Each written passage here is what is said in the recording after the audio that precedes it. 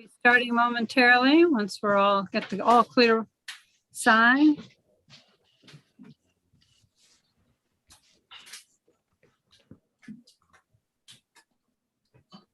Okay, President Jackson, we're good when you're ready. Okay, thank you. I want to call the meeting Monday, September 27th to order here in the open session.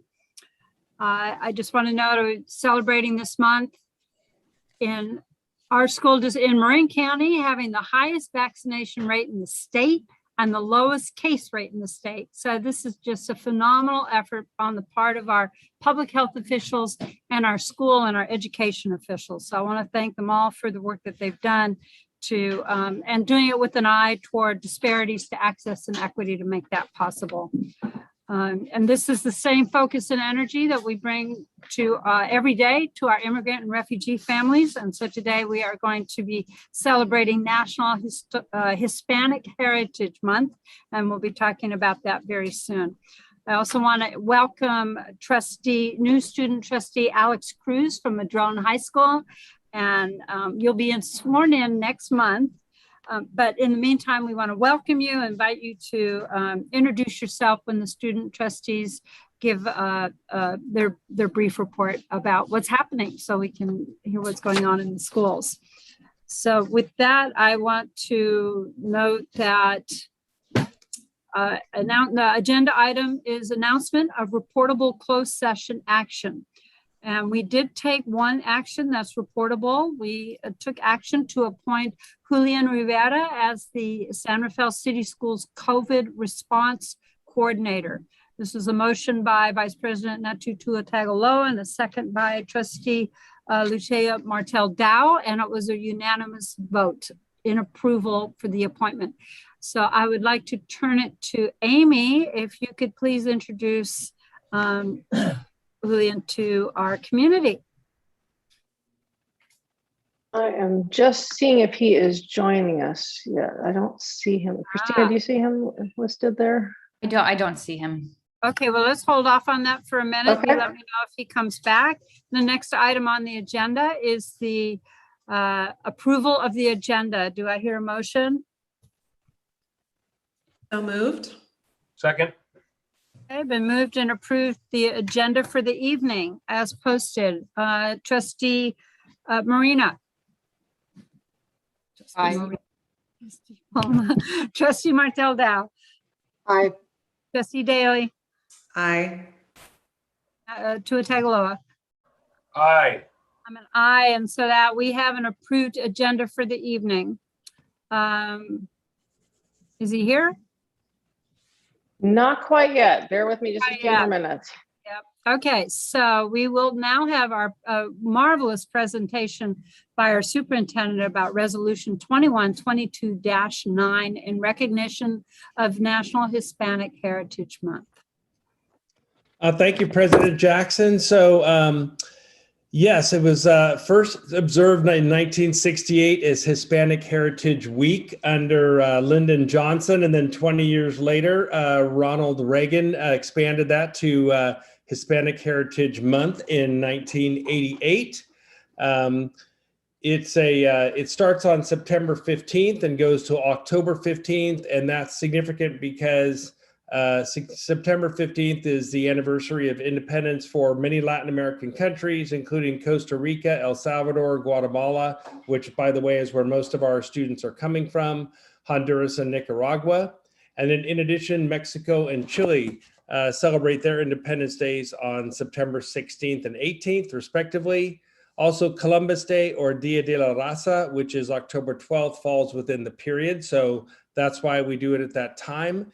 A lot of people have asked me, why do we call it Hispanic Heritage Month and not Latino Heritage Month? And I can't necessarily answer that, but probably if you go back to 68 or 88 is when the word Hispanic was more frequent. Cecilia's been coaching me. I mean, we usually use the term Latino. We don't use Latin X as much, although I know that's the common word.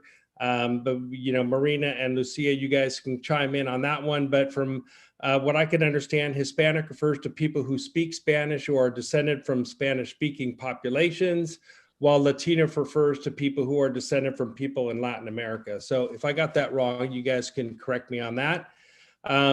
We did a Friday Focus with Christina Regado Garrison who's the San Pedro coach, and she talked a little bit about what they were doing at San Pedro and why Hispanic Heritage Month is really important. And it was great to talk to her. We know that almost all of our schools are doing different things.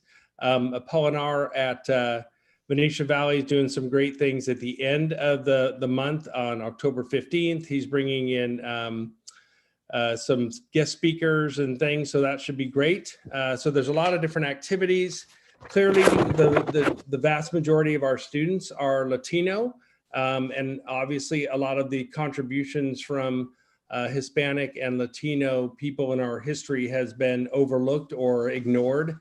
Also want to do a shout out to Cecilia Perez, who's done a great kind of slideshow of a lot of kind of famous Hispanics, including Sonia Sotomayor, who's our Supreme Court Justice.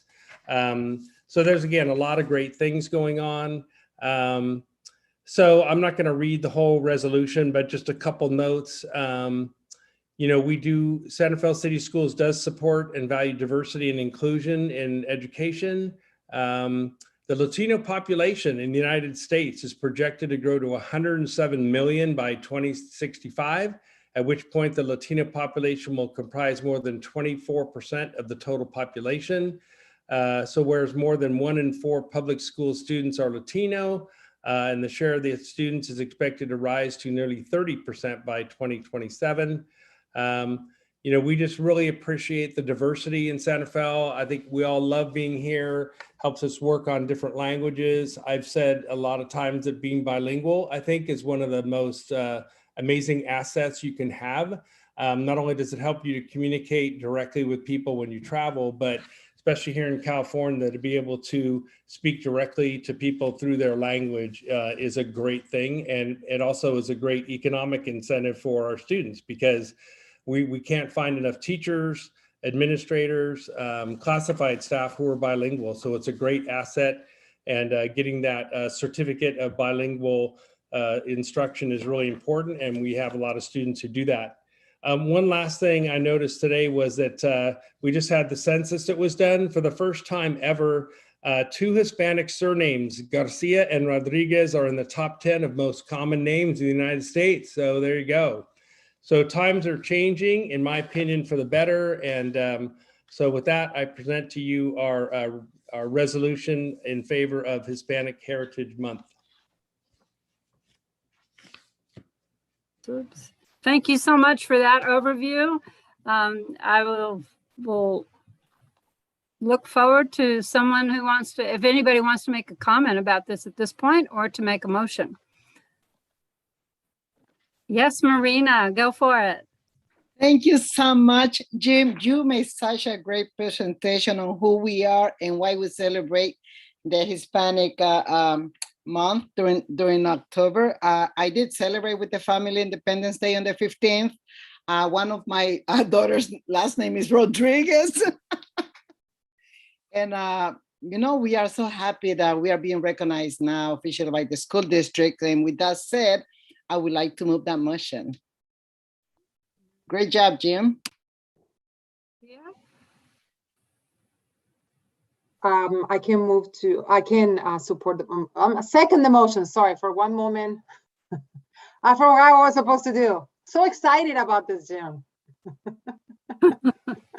And I'll be more than happy to explain the difference between Hispanic, Latino, Latinx, if you will like me, but. Yes, I would.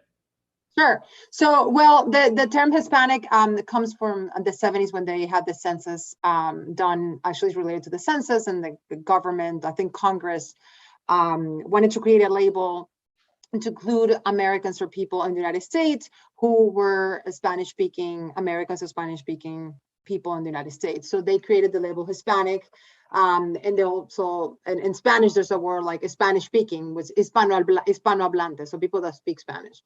And also refers to people both from Latin American countries that speak Spanish, and also to people from Spain. So one of the differences that we're trying to do with the term Latino is make the differentiation of people from Latin America who are not necessarily from Spain.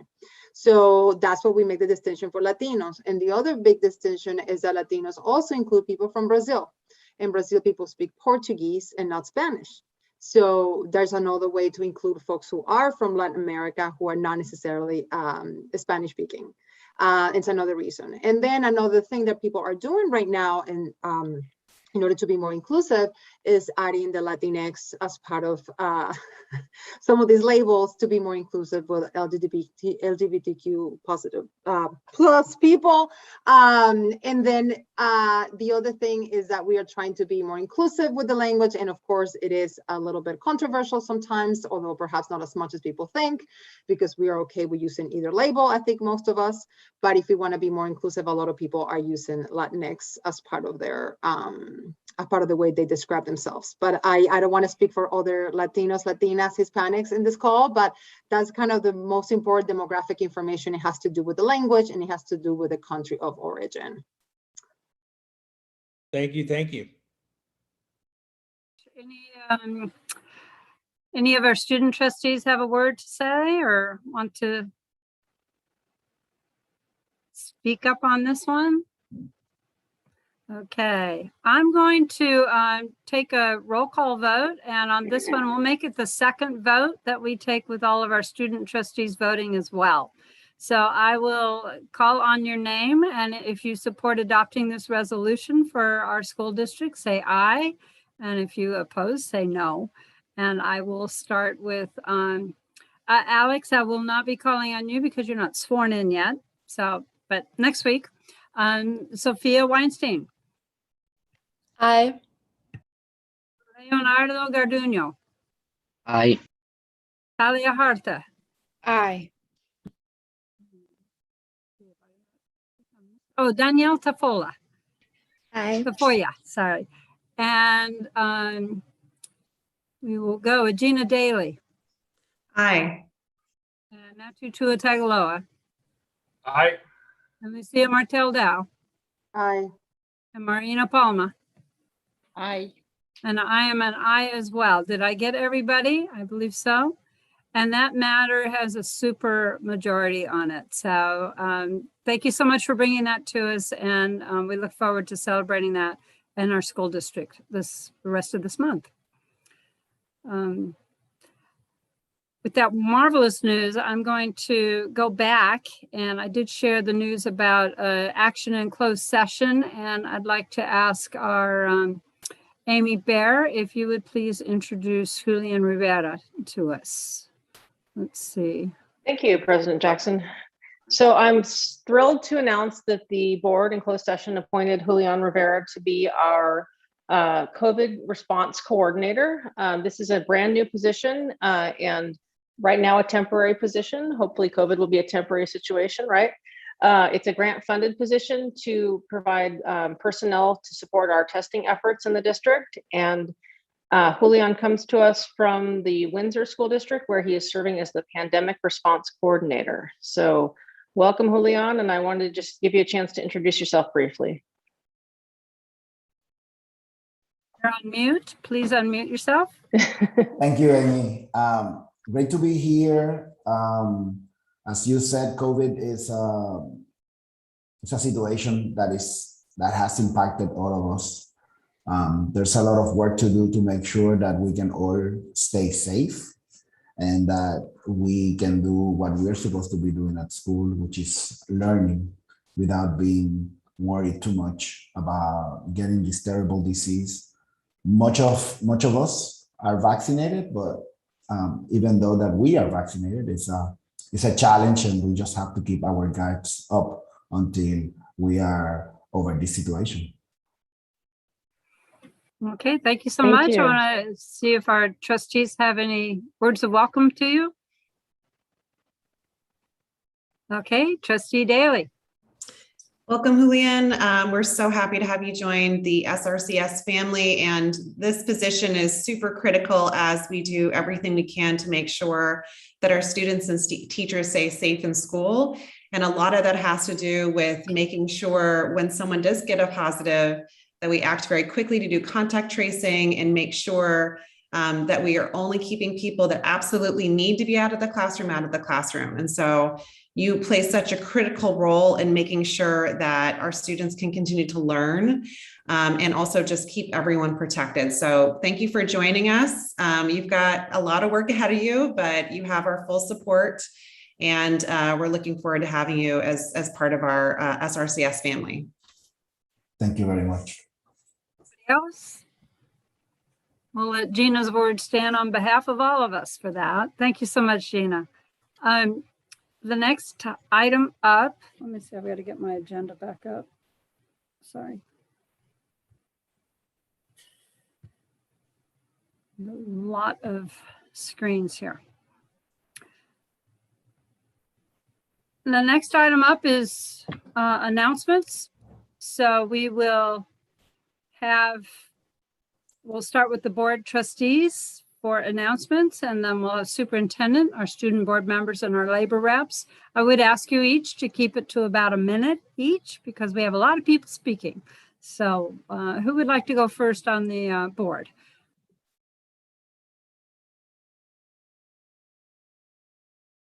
I'll be like a teacher and call on you. Gina, you're first. I was trying to let someone else go first, but I'll go first. I'll make it quick. So last Friday, Natu and I had our capital facilities meeting as part of their the executive board. Anyone who has driven around San Rafael can see the amazing work that our capital facilities team has done and the excellent use of our bond funds.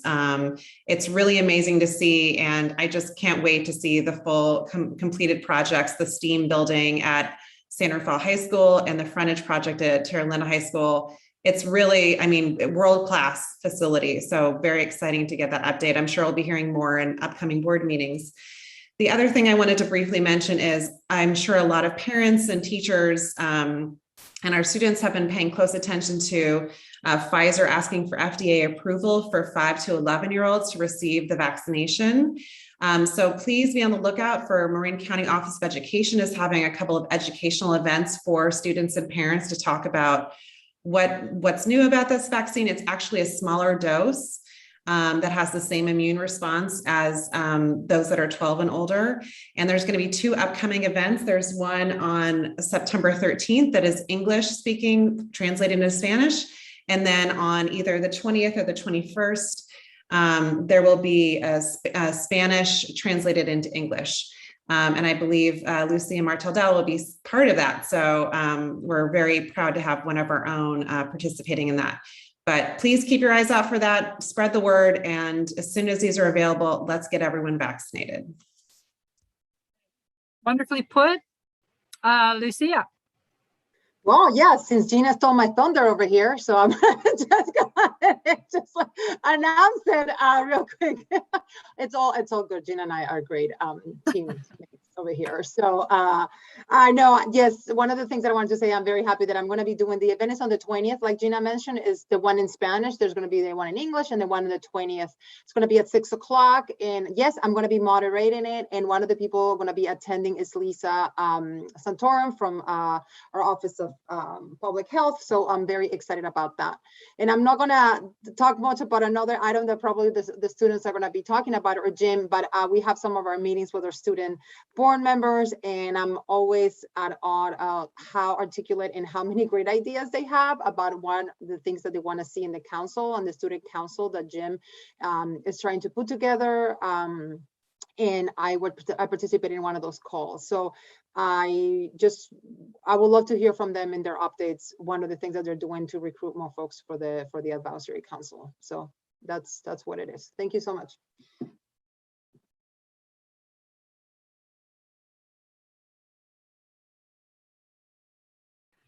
Marina, please unmute yourself and it's your turn. Yes, okay. First, I would like to welcome Alex Cruz to the board as our new student trustee. Today I attended the public health officials meeting. Linda, you were there. And what I got of it which is great news, is that childcares are going to start testing for 4 years old. And the reason why I'm really happy about it is because 4 years old, pre-K, they are being sent back home when they have symptoms, but the clinic, sometimes they don't give them an appointment right away, and they can be tested. So they're going to start this now, which is great. I want to take the opportunity also to thank Andrew from PSP, because it's a good number of families that have shared with me how happy they are with the training he gives them on how to use the different devices. And I think that is great for parents, and it will benefit our students. It will save us time to help our students also. Thank you. And that too. Thank you, President Jackson. I've attended a couple meetings with you and the superintendent regarding our agenda and state of the district.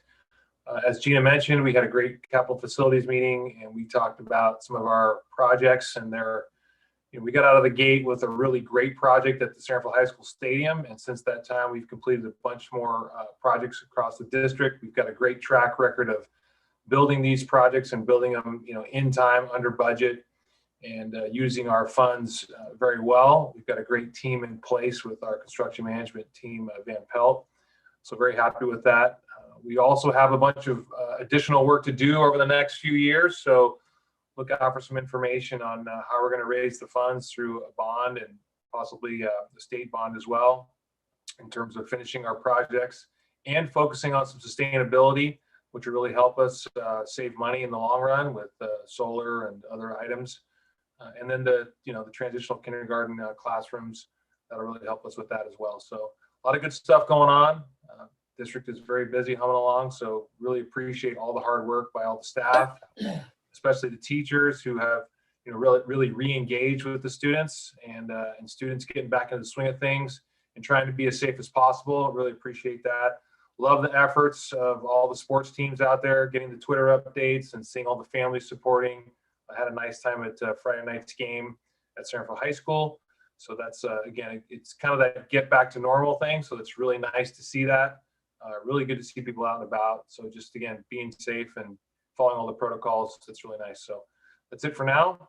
More to come. Thank you. All right, thank you.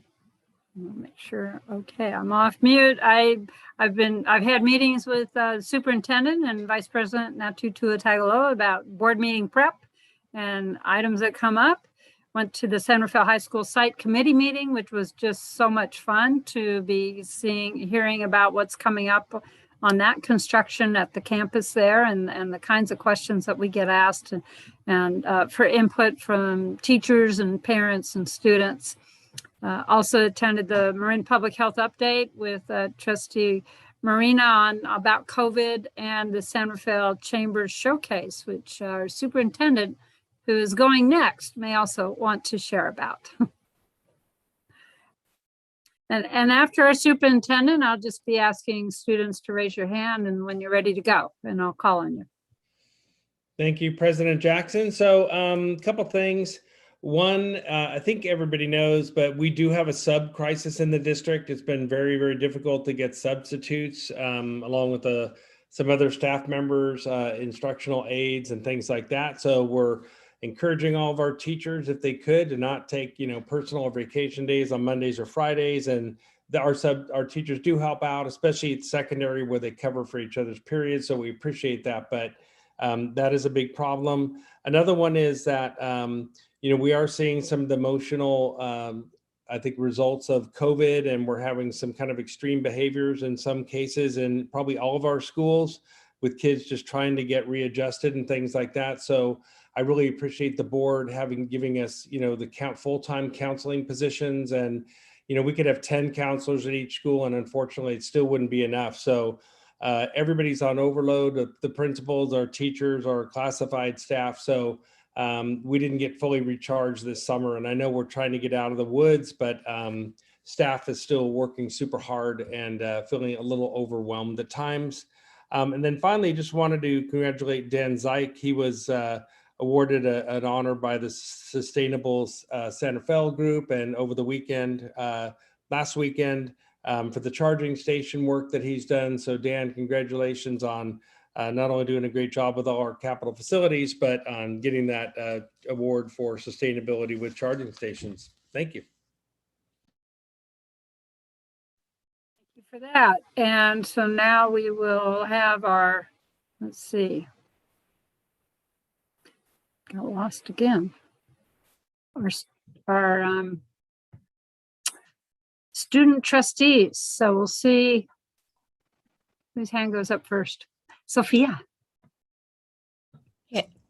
Hi, everyone. So these past 2 weeks have been pretty busy at TL, so I'll try to keep this short and sweet. So last week we had the first quarter progress report grades due.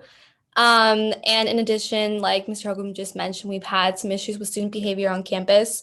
So the past few weeks we've had teachers as well as counselors and JT have discussions with classes, specifically the freshman classes, to try to get the bottom of this issue.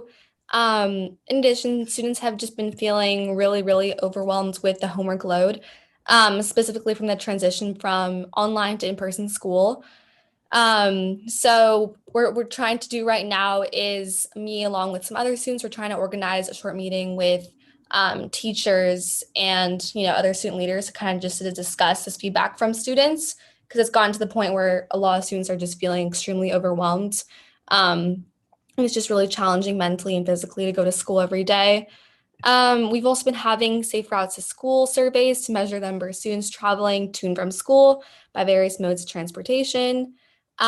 We are having Financial Aid Week coming up with the partnership with 10,000 Degrees to provide financial aid application support for students and their families. There'll be a financial aid night on October 4th and some virtual and in-person workshops that are mandatory for seniors, which will be really helpful in preparation for college apps.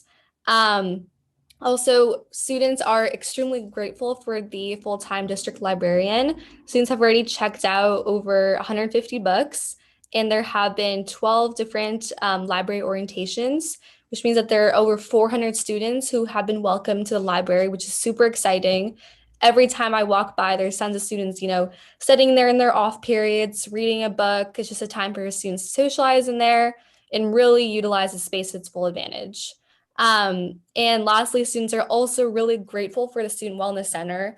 I know for a fact that there are many students who are using this resource and have definitely felt an overwhelming amount of support from the therapists on campus, as well as staff, teachers. They know that they have a really large support system for them. So this Wellness Center has been really helpful for students. And yeah, that's pretty much sums it up. Thank you. That's the news from Tara Linda. So thank you so much. And now from San Rafael High, Talia. Hi, everybody. To really quickly respond to Trustee Martel Dow's comment, we are working hard at San Rafael to recruit students for not only the Student Advisory Council, but also other student groups on campus like Peer Solutions, Student Voice, and SLAM. And we're relying on recommendations from teachers, self-selection based on outreach in our newsletters and on Canvas, and also just through student connection, students talking to other students to get students involved in leadership on campus. This month, the wellness team is working with ASB and Link Crew to create events to celebrate National Hispanic Heritage Month, which we are really excited about. ASB also hosted Club Rush this past Friday. It was great to see our students getting involved in one or more of the 20 clubs we offer this year, and we're looking forward to seeing these clubs get up and running and to expanding the club opportunities that we offer later in the school year. One area of concern for students is the upcoming PSAT that's being offered in our district. We really appreciate that it is being offered this year free of charge, but many students in San Rafael High might find it difficult to get transportation to Tara Linda High School where the test is held. And that remains true for the SAT too. And so we hope this is taken into consideration next year. Finally, the County of Marin has created a crisis text line, the information for which I will put in the chat really quickly if it works. There was a soft launch last year, and I've mentioned this before, but this year the county has asked that there be several pilot schools throughout the county, and Santa Fe has been selected as one of those schools, to just provide information for the actual launch that will take place in the winter of 2022. And I'm very excited for this resource, which you can find in the chat. Thank you very much.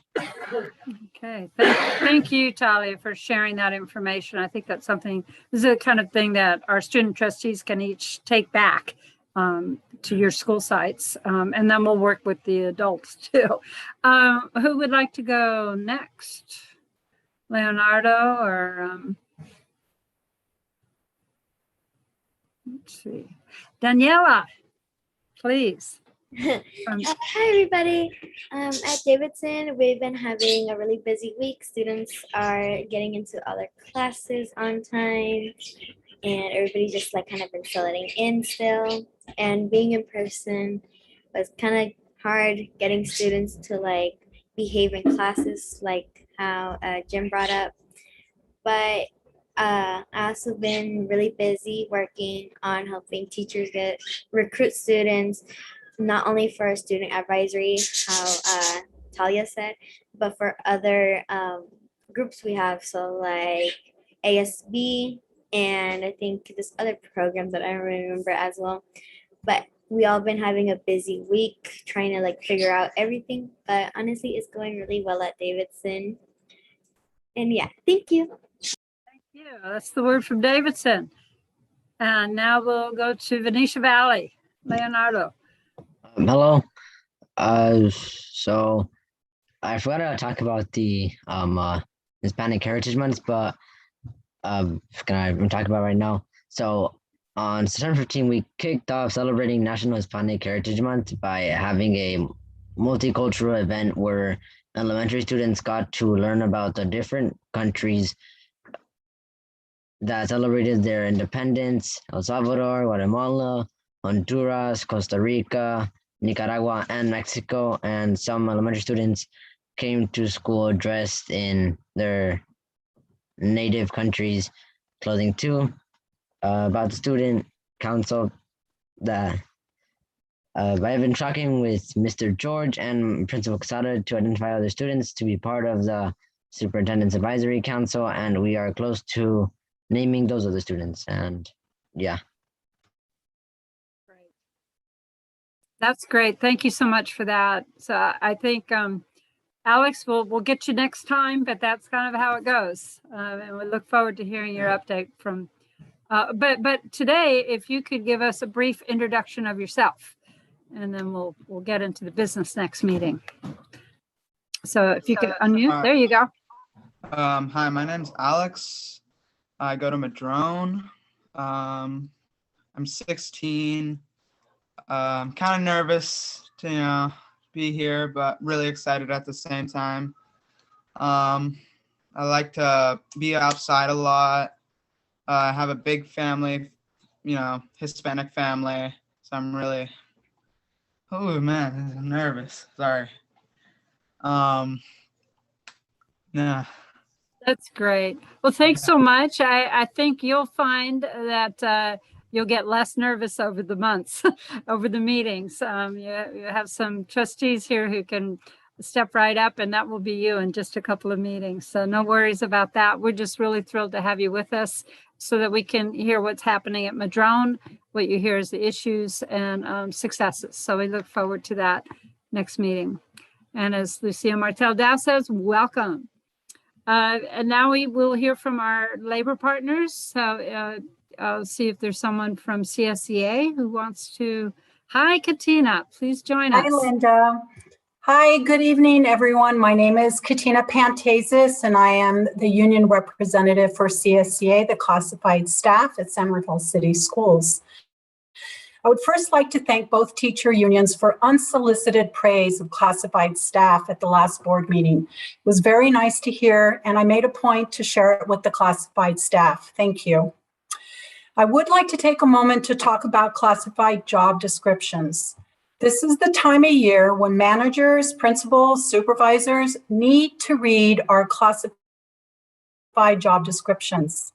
It's important because supervisors should not be giving staff jobs duties that are not on the employee's job description, And also that management is not doing a job that is in the classified job description. You might want to say, why does CSEA even care about this? CSEA cares because keeping job duties in the correct job description gives everyone a clear understanding of what the site needs are in classified support. Not having a clear understanding affects staffing, position growth, salaries, and may even cause resentment among co-workers. We are having trouble filling positions, so let's be clear as to what work goes to what job description so that we can staff our sites with the appropriate skilled classified employees. Thank you very much. Thank you so much, Katina. From SRTA, we have Molly with us tonight. They do not have a report tonight. Okay, and SRFT? We have Lisa Crawford and from SRFT who's joining now. Crawford? Hello, I'm not sure. Oh, here we go. Yes. There we go. Hello, hi, I'm Lisa Crawford. I'm the secretary for the San Rafael Federation of Teachers and a teacher at TL. And I'm happy to report that our negotiators pass on their gratitude to the district negotiating team for being professional, efficient, and accommodating in negotiating our safety MOU for the school year. So thank you. When that MOU comes before the board, as we expect it to on your next meeting, we do urge you to approve it. And now, how are the kids doing in the classroom? Well, I can tell you that I am thrilled to be back in the classroom, and so are the kids. I personally spent 150 hours of organized prep time this summer through Dominican University to prepare for success in the classroom, and it has paid off. Teachers are working smart, proactively planning, crafting positive classrooms, collaborating and innovating each day to reinduce rigor to these students who are so hungry to have more in terms of learning now that they're fully up and running in person. These students want to be challenged, and they are so grateful and eager to try new things.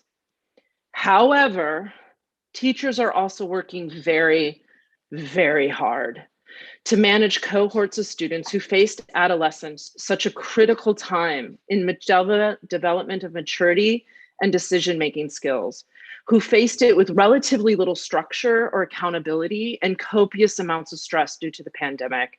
These students need support from all fronts to benefit from the joys and the challenges of high school. To parents, I say, keep up the good work and remember that they grow and they change each day. Each day is a new start with your child. Remember that we're in this together and we're just an email away. Reach out. To the board, I say thank you for continuing to support staff and as they struggle to keep up with demands of this new learning landscape. And to the classified administrative staff, I say thank you, thank you, thank you. We did this together, guys. We did this through the darkest times. And I do believe that this new chapter is written in light.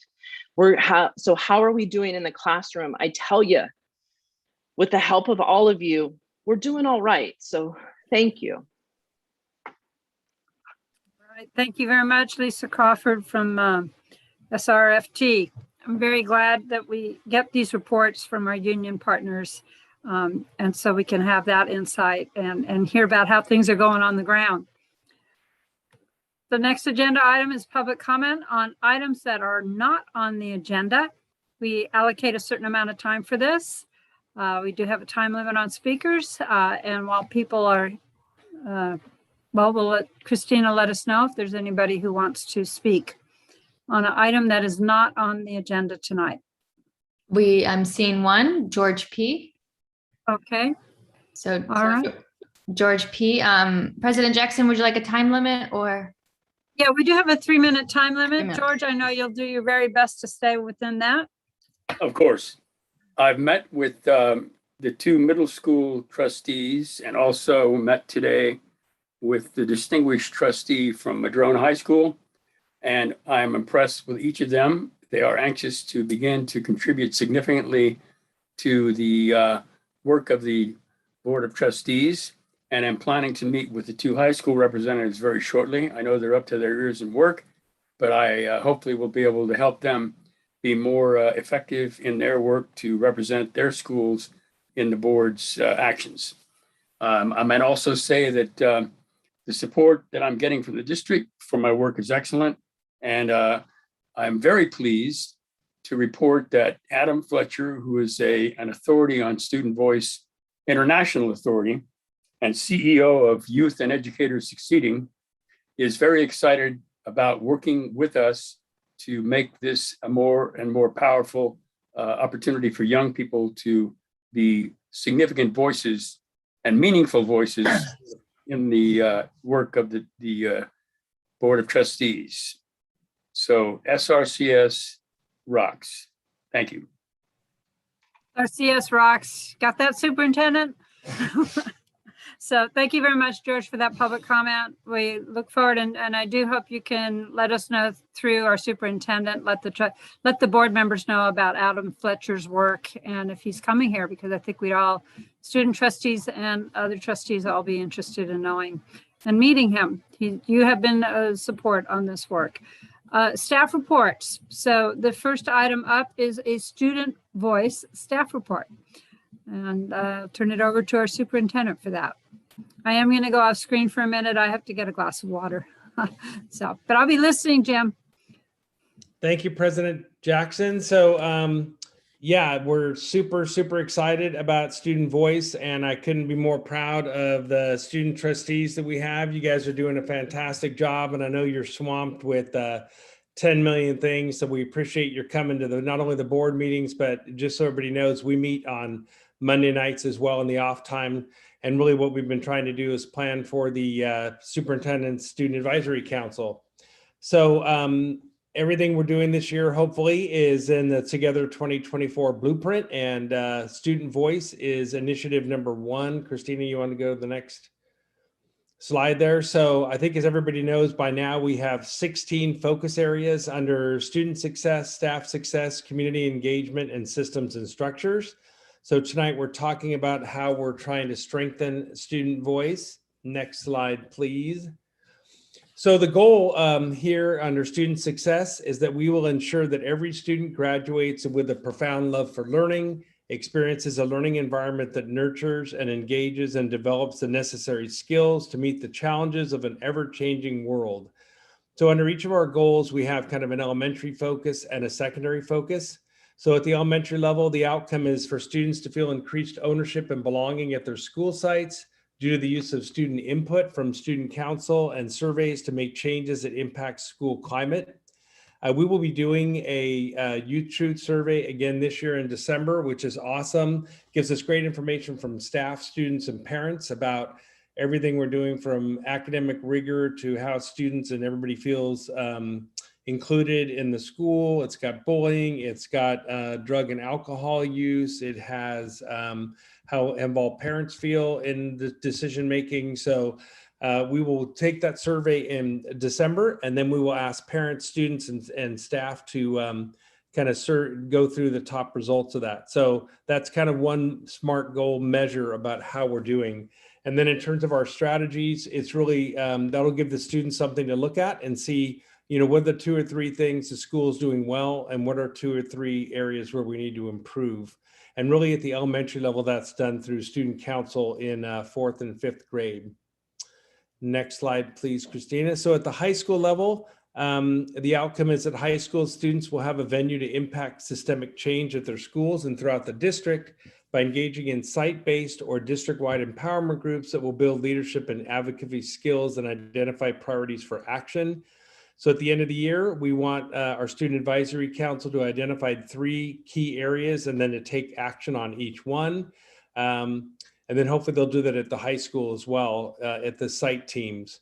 So again, we use that Youth Truth survey, but really it's to help our students develop their skills so they can become strong advocates, and they're pretty much already there. So congratulations on that. We're going to convene the Superintendent's Advisory Council. The first meeting is going to be October 6th. So all the student trustees are busy trying to get a broad cross section of students to be on that. And then we'll go through kind of a list of topics that we want to talk about. We've talked about 8 different topics so far. We've talked about there could be potential things students want to act on and bring to the board for policy. So we've talked about wellness centers. We've talked about support of LGBTQ plus issues. We've talked about the future of school resource officers, how students can get better feedback for teachers. We've talked about racism and inequity in our schools, climate change, honors AP classes, the boy crisis, homework policy, and on and on. So now, because this is student voice, I'm going to stop talking because it doesn't make much sense for me to talk about student voice. So I'm just going to turn it over briefly to each of our students. If you have something to say about either how things are going so far, or if there's a topic that you think we should advocate for, and yeah, just keep it fairly short. Talia. Yeah, so first of all, I'm really excited for all of these projects. I would just like to mention that things at Santa Fe, we are really pushing to get students involved in everything, but we do have limited admin capacity, and we are still getting back into the flow of things. But we are, having intense recruitment processes right now. And so we're really excited to get students from many different backgrounds involved in student leadership on campus. So about 2 of the topics I really am passionate about and want to talk about is our Student Wellness Center, mental health issues, and also looking at how we can prevent suicide on our campuses. We've talked about how important it is to continue suicide prevention activities past the month of September, and hopefully we can create initiatives and projects around this, working with our wellness teams and wellness centers to make sure that those projects are equity focused and reaching all students. And actually connected to those 2 issues are, one, an issue that Sophia mentioned in her report. That's our homework load. We've said that TL has had, a lot of student feedback on that. And I know SR has as well. And our teachers are working so hard to bring us back, and with the learning loss, but we also have to make sure that there is a focus on mental health. There's a lot of review happening, and that means some homework is being pushed back. And so that homework load is more intense this year. And that's very difficult for some students. So we're definitely wanting to see if we can create projects on how we can communicate with teachers to make sure that students' mental health and just wellness overall are taken into account when assigning homework. And then finally, support of LGBTQ plus students and any issues that they might face is also incredibly important and very closely connected to mental health, since students who are in the LGBTQ plus community face mental health issues at a disproportionate rate. And so we've already worked with the SPAR Center last year, which is a community organization that does amazing work. And we are excited to continue and implement their suggested policies this year. Thank you. Thank you. Sophia. Okay, just to add on to Talia, yes, student voice is really important on our campus. Some issues that I'm specifically really passionate about and are really directly impacting TL are definitely student feedback for teachers. Just like Talia was just saying with the homework load, it's really critical for students to obviously talk with other students and, see what's going on campus, but to also communicate that to our teachers so we know what's going on and, teachers are in the loop. And we would do that in form of just surveys, or we could do like circles just like once a month with students and teachers in the classroom to make sure that we're implementing that communication, as well as racism and equity in schools. So we're doing this specifically with SLAM, getting students basically who are involved in the Student Advisory Council, as well as just getting students, with the foundational skills like we did last year with Dr. Watson. And this year, it's really about action. So how we really face racism in our schools, again, working directly with TL staff and just the district in general, as well as honors and AP classes, making sure that the access to these classes are equitable for all students and that all students can be challenged. There's not going to be 2 different tracks from students in that, all students can have this opportunity to really challenge themselves in their classes. Yeah, I'll leave it off to Leonardo or Daniela to finish off. I'll So, go. Go ahead. So the 3 topics that I think are one of the most important out of all of them are the support of the LGBTQ community, because some students, they might want to come out and they don't have the resources, or they're just too shy to come out to like their families and everybody else. So I think that's kind of like one of like the bigger topics we need to talk about, and how like they face many issues in the world because of like what they identify as. The second one I found really important is racism and inequality in schools, because every student, they all have the equal amount of opportunities. Every student has many opportunities they can go for, but some, they decide not to take the opportunities because they're either too shy or just feel like they don't belong in like these kind of groups. So I think this would kind of be like a little breakthrough for students that are a little more shyer to come out and speak to people that actually will make changes. And I think my last one is social media and the impact it has on students' mental health, because social media is full of many things that many students don't need to be looking at, and especially with issues and insecurities, these social media brings out most of these things. So I feel like we need to talk about this more, and how everybody's unique in their own way, and how social media doesn't affect how you should be looking like. So now I'll be passing it on to Leonardo. Same with all three of you guys. We're doing some kids in Mission Valley don't want to come out because they just don't like, they're just either too shy or some of the right resources, like Daniela said.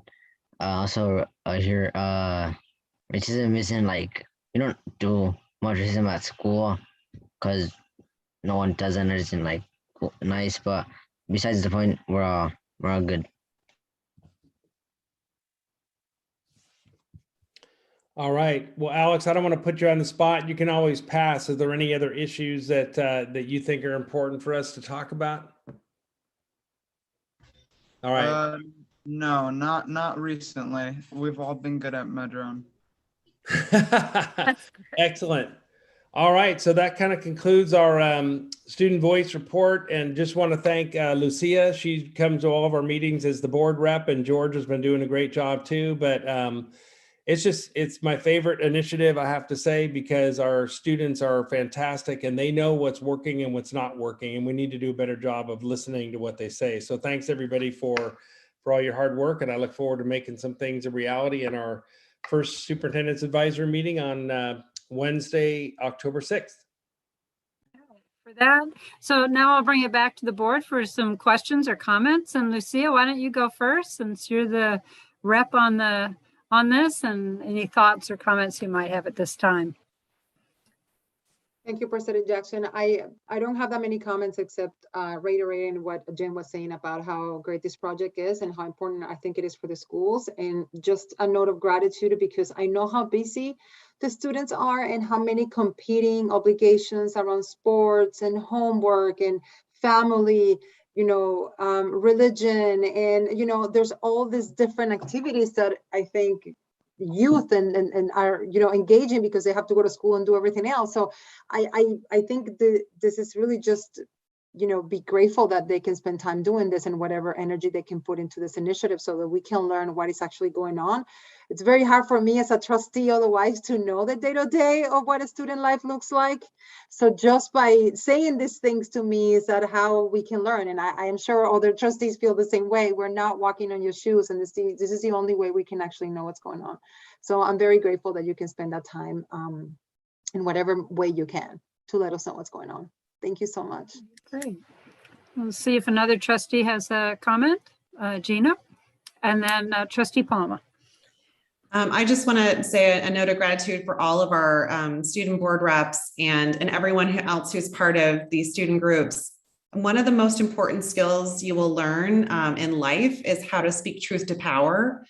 And that's exactly what you're learning here. You're learning to advocate for yourselves. You're learning to advocate for your community. You're giving voice to people that don't always have a voice. And that's really, really critical. So as my friend and fellow trustee member, Lucia Martell-Dow said, the effort you're putting in here, it really is going to pay dividends, not only for yourselves, but also for your schools and your community, and you're making us better. So thank you for that. And never be afraid to use your voice. It's really critical. So thank you. Palma. Yes, I want to thank all the students, trustees, because I felt you were very, very honest and concerned about different issues that we need to work on. Your honesty really will help us a lot. And I know we already been working on some of the issues, but we will definitely do better. And I like the path that this is taking right now. Your voice really mattered to us, and we will definitely respect that. Thank you to all of you.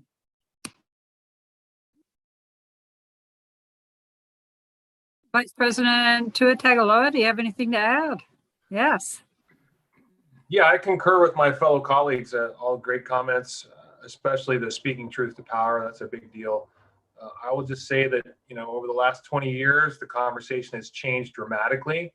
So to have student board members speak up about what's important to them and their local community and local student body is incredible, and really appreciate the guidance from George Pegaloo and all of his work to help drive the board in the right direction and give us great suggestions, and then doing the actual work on the ground with the students and coaching them up and giving them some framework on how to proceed.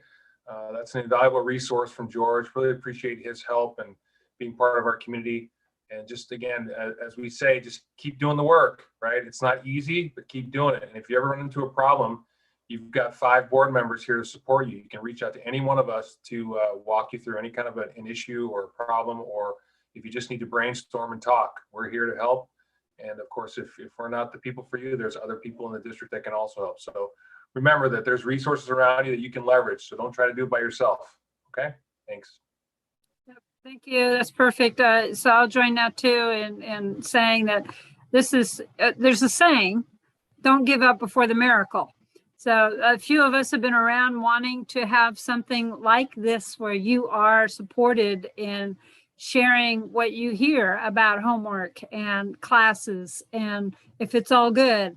But we're in that cusp point where we're actually moving to a point where my daughters, who all graduated very frustrated with the lack of voice, would be very happy in hearing what you all had to say today, and know that there's more to come, and we stand ready. One thing I just want to say, when you talked about the Youth Truth Survey, that is a snapshot in time. And if there's any way you can say you want to see the data from any previous year, that'll give you some sort of comparison, even if it's slightly different survey results. But you need to have a base point from pre-COVID, if it's possible, or last year. And I know Jim can help get that to you. But I think what you said is all profound, and we look forward to progress on that. This LCAP initiative, Superintendent, thank you so much for sharing that. And the next item up is also an LCAP initiative, which is the report on the 2-way language dual immersion at Venetia Valley School. And I believe this would be with Cecilia Perez. Is that right? Yes. President Jackson, I did forget to mention that we do have a public comment on the last item. Oh, I am so sorry. Yes. So we will. I forgot to ask. That's my bad. So we'll bring that person up to make public comment. All right, George P., you can unmute yourself and begin. I just want to let the student trustees know that I will be getting the article on homework to you tomorrow. It will be printed, and I will hand carry it to each school site to make sure you have some basic information about the research that's been done on homework. And hopefully we can share ideas about how to address the challenge with getting the homework policies of the district changed, because, well, let's put it this way. There's a lot of research that supports not having so much homework. So we're going to address that issue, and I will be providing you with some information that will help you understand the situation in terms of research tomorrow. I guarantee it. Thank you very much for that public. Yep, thank you. Thank you for that public comment. And now we will go to our staff report about Venetia Valley. And I believe that is you, Cecilia Perez. Is that correct? Or Jim, are you kicking it off? Hi, I am. And then can we also pull over Apolinar and Lauren? It's a big group presentation, Linda, because we are all so excited about this conversation that I know has been going on since before I was here, and maybe even since you've been here. So we are here to share just a little update this evening on our two-way dual language immersion launch at Venetia Valley, which will happen in the 2022-23 school year. Just a quick reminder, we currently have a one-way already at Venetia Valley, and that one-way dual language immersion has provided a huge and really important foundation for moving towards this two-way. And there is some exciting work already getting started and continuing as we prepare to launch this two-way starting in August. All righty, next slide. Thanks, Christina. So just a reminder, this is one of our Together 2024 strategic actions, and this falls under student success, is getting this two-way dual language immersion going. And tonight we're going to provide you with just a little reminders as to why we're going to do this, and then what the work looks like this fall. And with that, I'll turn it over to Cecilia. Thank you, Stephanie.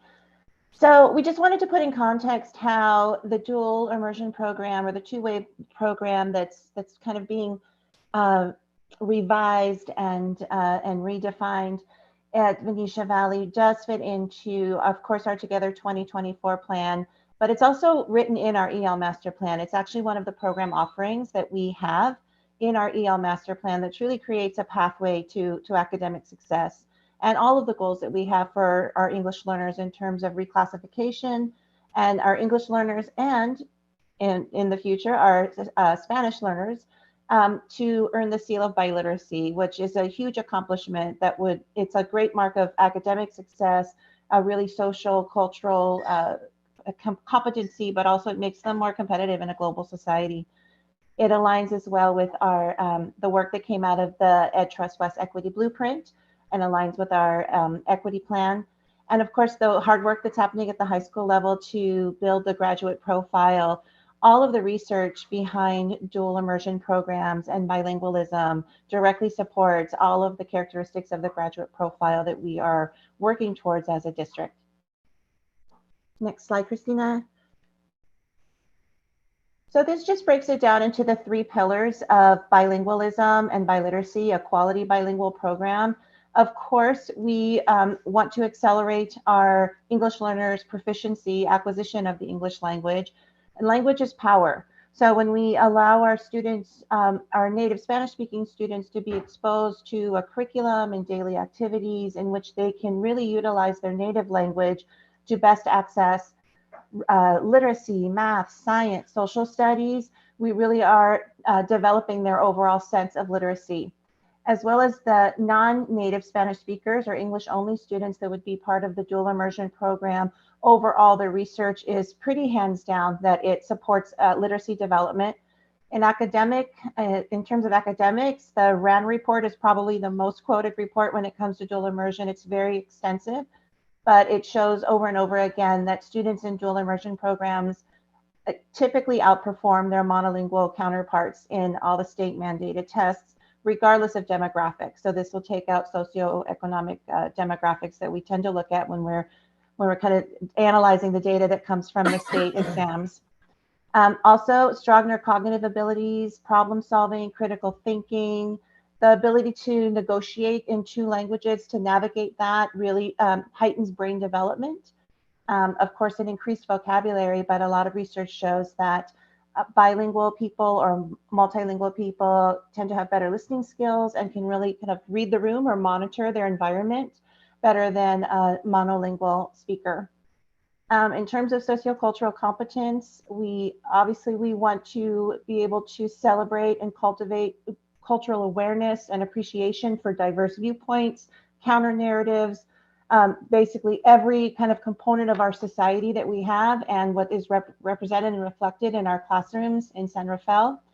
And for our native Spanish speakers, it really is a strengthening of identity and pride in the home language and in the home cultures. So we're really excited about the work that's already happening at Venetia Valley, and how this work is going to be continued to build out to really reach our goal of a true two-way dual immersion program.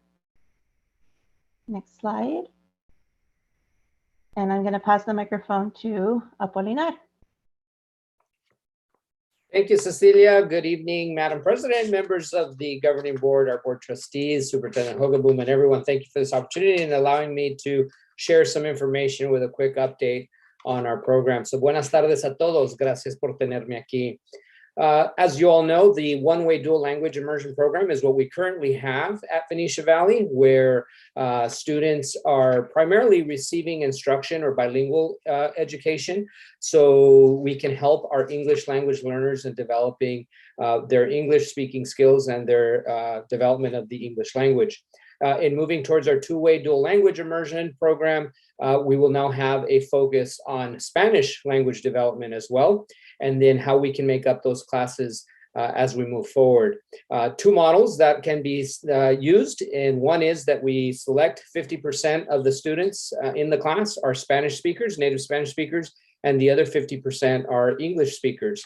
If we cannot recruit that many English-speaking students, then we could look at the other model, which is a third of Spanish speakers, a third English speakers, and a third bilingual speakers. And that would also be sufficient for us to be able to run an effective program. So if we can go to the next slide. Both programs operate in this model, utilizing the 90-10 in kindergarten and working our way up through 5th grade. As you notice, the items in green, that's the content that's being taught in Spanish and that percentage of time throughout the school day. And the items in blue is what's being taught in English during the school day.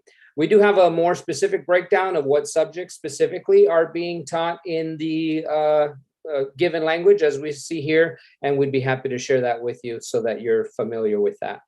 Keep going to the next slide there, please, Christina. Thank you.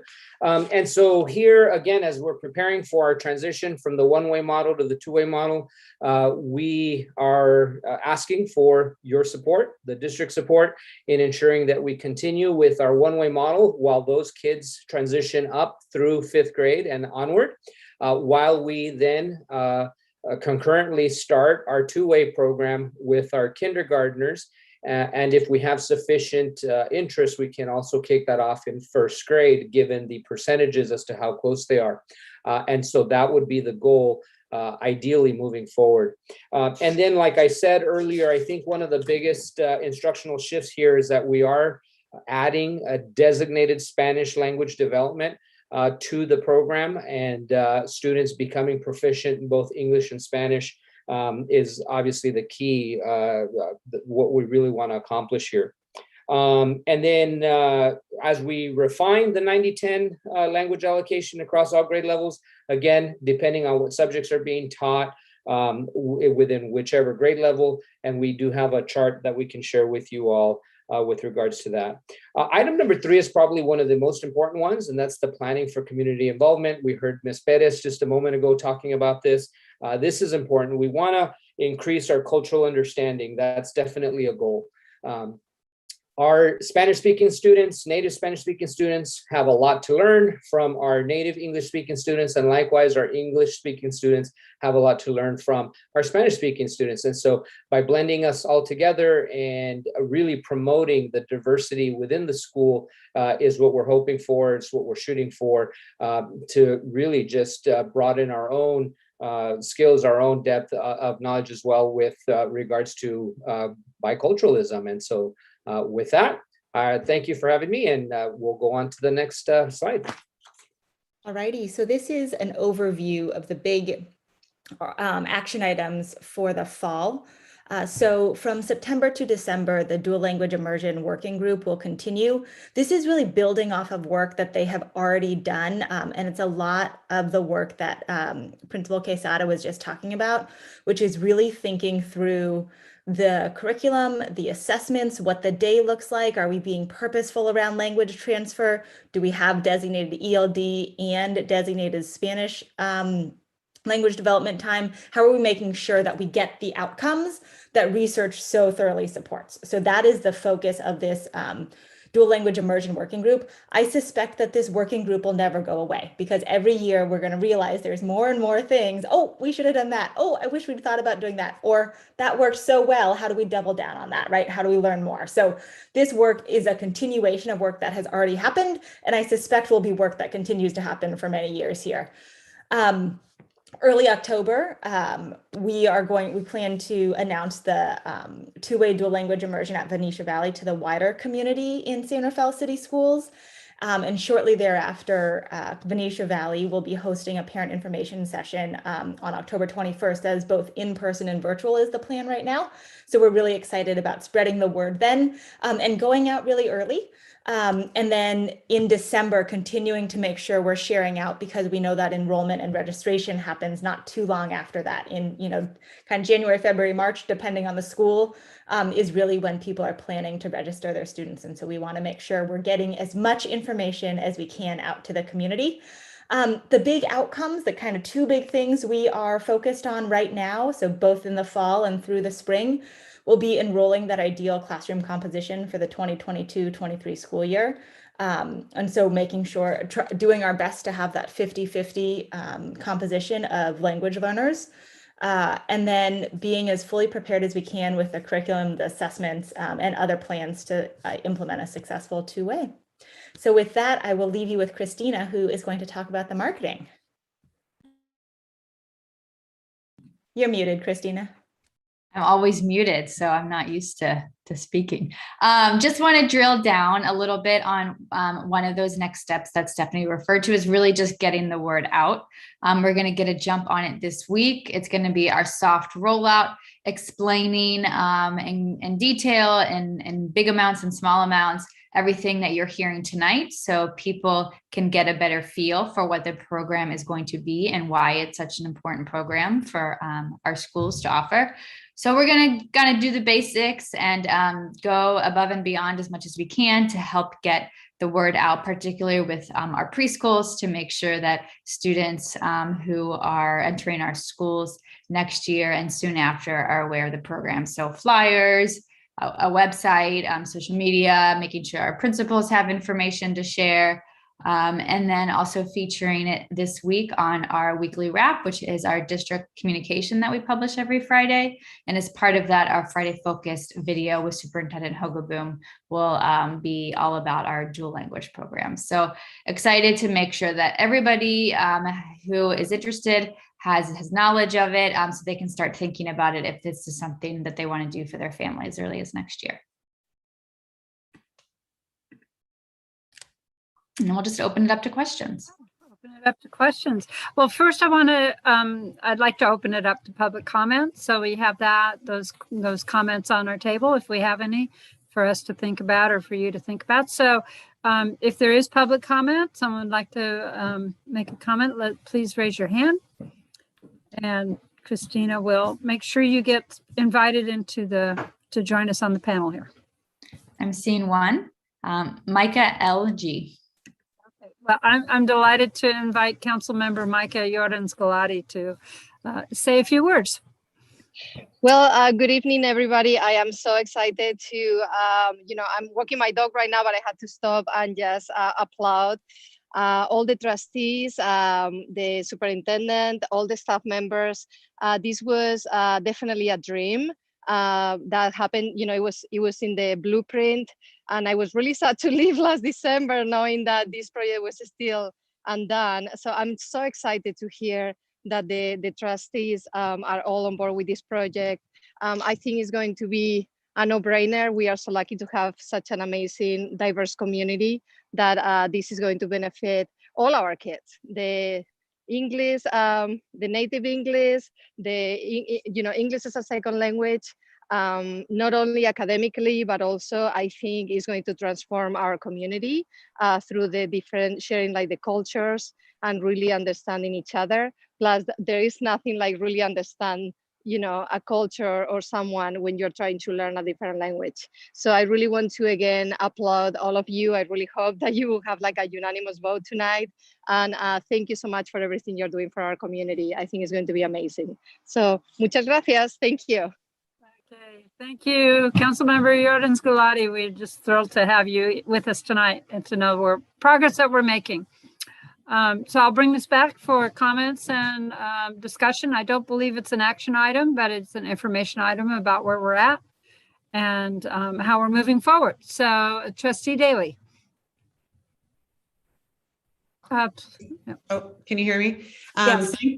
Thanks so much for this presentation. I'm really excited to see this take off and to know how many years in the making this has been. Thinking about the outreach to families and the information we're giving them, I'm really happy to hear that we're, reaching people at the preschool level, the TK level, because that's really where the cohort is going to start. I would be happy to be part of any of those efforts. And I think we've heard in the past about enrollment and needing to be more have wider outreach in terms of enrollment and also trying to reduce some barriers of newer people to our community. So we've heard from public comment in the past about the number of requirements people have to meet in order to enroll in our schools. And so I think this is such an exciting program. This is something that will make Venetia Valley even more of a school of choice than it already is. It's a wonderful community, but I think the fact that it offers dual immersion, a lot of families are going to be interested in this. So the more that we can both make sure they're aware of these efforts, but also remove any barriers to enrollment that currently exist, especially for people that are new and may not be as familiar with our schools. I'm thinking of our newcomers, but also new families to the district. So happy to help on outreach in any way, but keep up the great work. And I wish that my son could be part of the cohort. He's a little bit too old, but it's awesome work.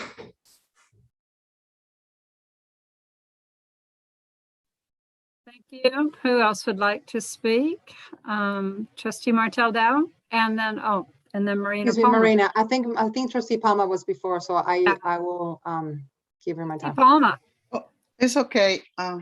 Well, I am super excited about this new two-way dual language. I know it works because it has been done in other districts. And like Trustee Daly said, please count on me for any outreach. I'll definitely help in my district and any district, the whole school district, to make sure that everyone knows about this new program that we're gonna work on. Well, it's already happening. Thank you so much. Okay, Trustee Daly. Yeah, thank you, President Jackson. That's right. So no, thank you so much. I'm so excited to see this program, and I want to, send my gratitude to all the staff that worked on this, and I know worked so hard. I think that of course, I'm offering my help, of course, to help with any kind of outreach, although I think you may get a lot of people even from my district, the elementary district where I'm at, Miller Creek. So they might be jealous of this initiative in Miller Creek, and I'm not sure how you're going to be turning people away if they're interested from other districts to join this amazing program. So I actually think you have created a plan that seems to make sense, and that hopefully it's not something that we see losing steam in the future, but actually does have the support of everybody so that we can continue it in ups and downs. And it's something we as a district can support in the future. So I'm very excited. I'm just super excited. I wish my daughter had something like that right now. So I can tell you, as a family who's raising someone bicultural, how difficult it is to get them to be bilingual, and how it is so precious to be able to speak two languages or more. And I think that having that in our districts just puts us in a different level. And I'm very excited. Thank you for all the work. Thank you. Trustee Weinstein. Just to add on to that, speaking from someone who is bilingual, it's a huge asset just in your life and everything. My sister and I are both bilingual, and it's definitely it really benefits you in all aspects of your life, and just heading into college, it's a huge tool.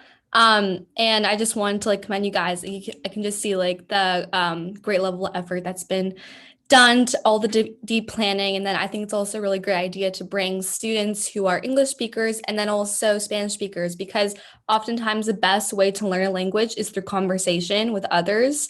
So that's just a fabulous idea. And yeah, this is a really amazing program. So thank you for bringing and sharing it with us tonight. Harder. Yeah, I just wanted to say thank you all so much for your work. I can't express how jealous I and my classmates are that we are a decade too late to this amazing program. But I just really wanted to also note that a lot of our older families in the community are very connected. So in high schools, if that information is pushed out, they can most definitely tell the families, you know, through their jealousy, they I'm sure are willing to share the news.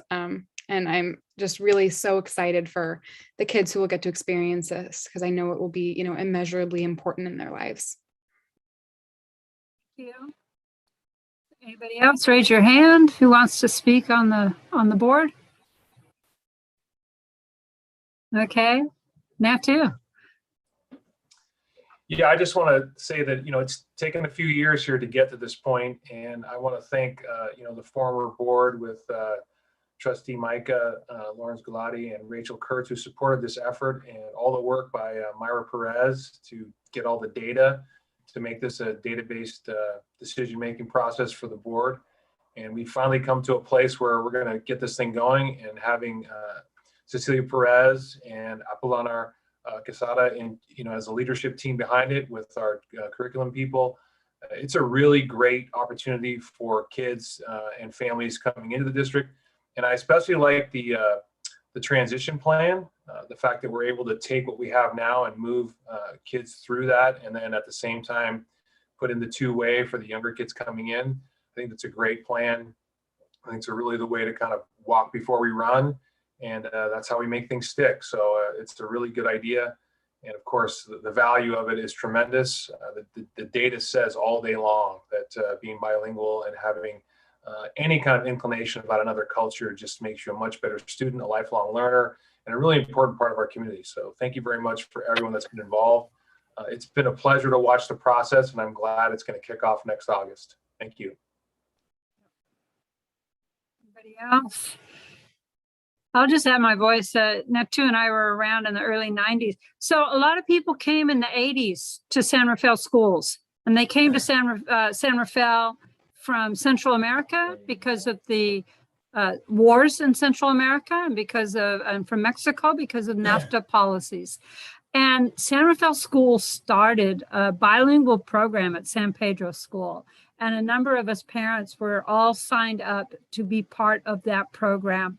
And then Prop 187 was adopted, which destroyed it and broke all of our hearts. But I can say that our daughter, who was in the program, learned enough Spanish in 1 year that she could understand my husband and I when we spoke Spanish, because we had learned it in the Peace Corps, and we used it as our secret language. But in 1 year, she learned enough Spanish. It wasn't a secret anymore what we were talking about. So I just think it's absolutely fabulous. And I want to thank Micah Jordan Galati for being the one who really pushed the idea. And then also our staff and Cecilia and Principal Quesada from Venetia Valley for stepping up. My concern has always been along that we would have enough parents to make this go. But I think we do. I can feel the energy, and I know that Christina's going to get the word out. And I'm right behind the other four, and I know that our students will also be willing to, anytime that a student needs to talk about the importance of bilingual ed, be able to speak. So you got a whole crew here to help you out, and we look forward to the progress reports that you're going to bring us. So. I don't know if there's no action on this one, Superintendent, but okay. But thank you. I want to give you a big applause for us to get to this point. The next item is on nutrition services.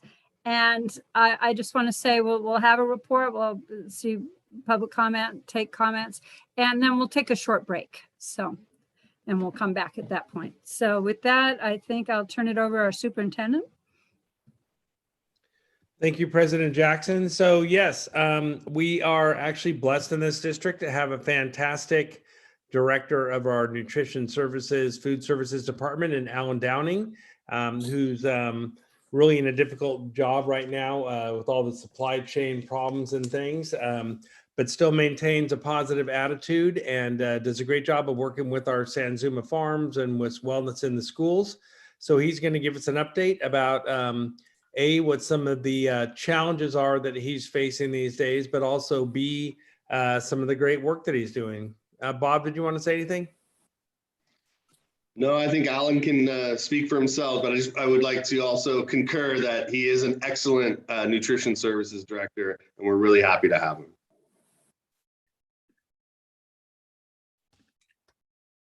Everybody can hear me? Thank you, Superintendent Hogaboom, Board of Trustees. I appreciate the time every year being able to kind of give you an update on our program. Christina, before we hop into the slide presentation, I want to take the opportunity to thank my classified staff. We have made some positive changes for the menus in our department, but they require extra work.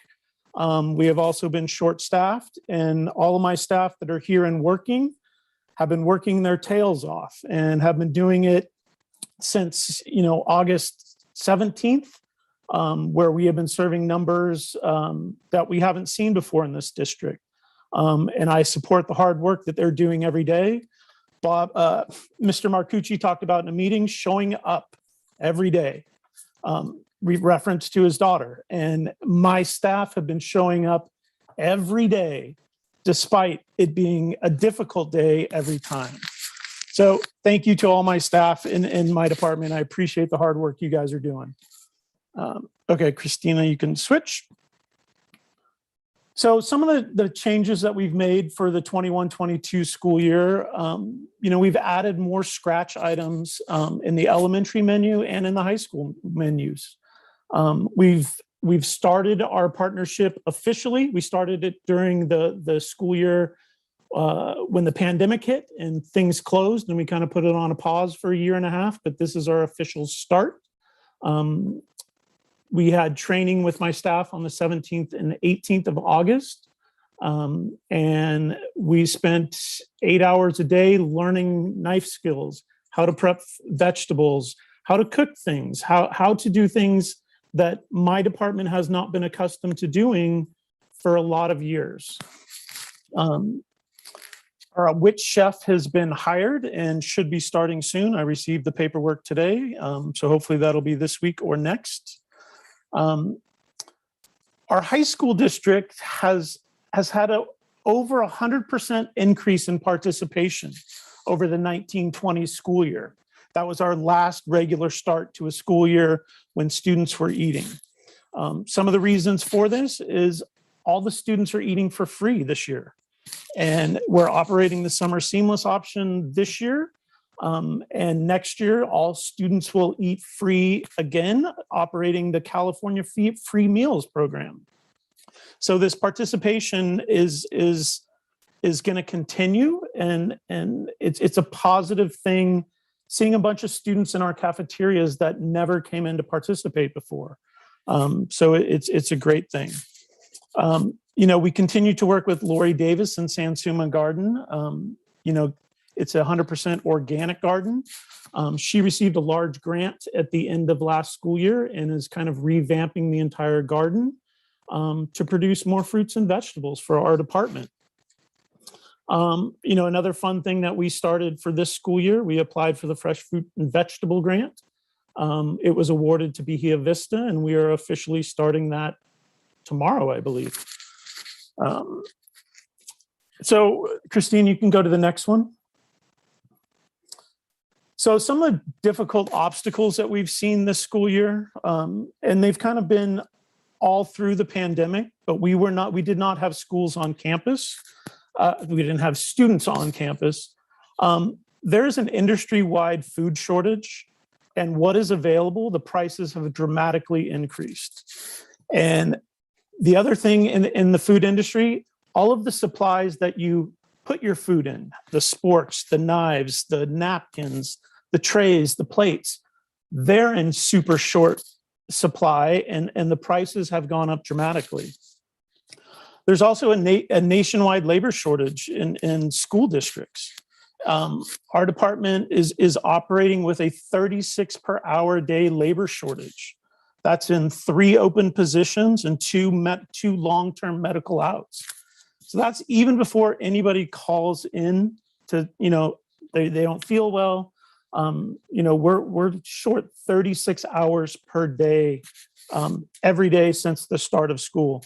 And that has a direct impact to the services of our students. Next slide, please. So we had a few meetings with Métis Duran from Alcohol Justice and kind of set some goals going into the 21-22 school year, and that's adding more scratch meals and more organic items into our menus. Our goals at the start of school year was to add 4 to 5 scratch entrees in the high school menu, and add 1 to the elementary menu on a weekly basis with the goal of, in the second half of the school year, adding a 2nd scratch made and a 3rd scratch made entree into the elementary cycle. And we also had to use more produce from the San June garden. And like I said, Lori has taken this money that she received from a grant, and she's reworking the garden to provide us with more opportunity. In the blue box below, there's some of the new items that we've thrown into the elementary and high school cycles, and I think it's important to look at those. We've added a hummus salad wrap utilizing the San Pedro garden fruits or vegetables.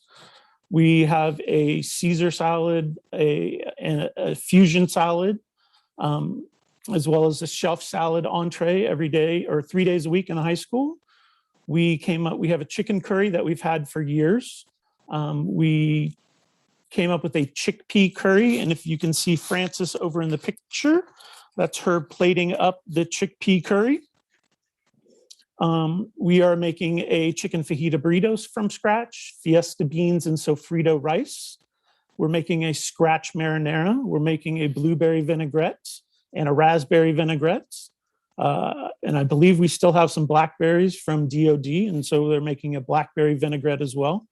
We're doing a turkey chili. In the elementary, we're doing a 3-bean chili, the beans and sofrito rice, and the turkey chili. We can go to the next one.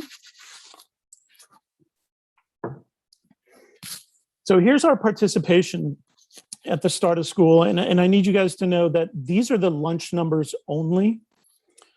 So our last regular start of school was in 1920 in the beginning. The elementary school district in the 9 days of August served 18,699 meals, lunch meals. That's 4,000 meals over, our kind of start of school average over the last 6 or 7 years. The high school district is another story altogether. They serve 6,081 meals, more than doubling what they have normally done historically. That is some crazy numbers, and that's lunch numbers only. When you factor in that we operate a breakfast program, a lunch program, and a supper program, we're doing over 4,400 meals a day in that first 9 days of August. Typically in schools, August is a little slower, then your numbers start to pick up. Then they kind of hit a plateau and they find a happy place where they're going to be all year long. I ran the first 2 weeks of September, and our numbers continue to climb. We're doing over 4,766 meals per day.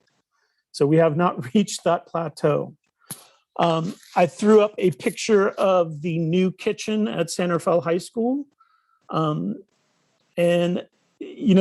of the reasons we're able to do this, I'm in a lot of director groups with some Northern California school districts, and they're struggling with, I don't have enough oven space. I don't have enough freezer space. I'm not getting my food. School districts are sending out notifications to families that hey, have your kids pack a lunch. We didn't get food today. Our new facilities have provided us the room and the space and the equipment to be able to have enough food when those shipments don't show up, to continue to provide hot meals and fresh fruits and vegetables to students on a daily basis. Every meeting I'm in, I can't emphasize enough how difficult the struggle is to get foods at this time and the supplies to put those foods in. Between myself and Robin, we are spending multiple hours a day calling multiple vendors, new vendors, old vendors, just going, hey, we need this and we need it now. So it has been a difficult, first 5-6 weeks of school, not only for my staff in doing all of the meals above what we've done historically, while making positive changes to the menu.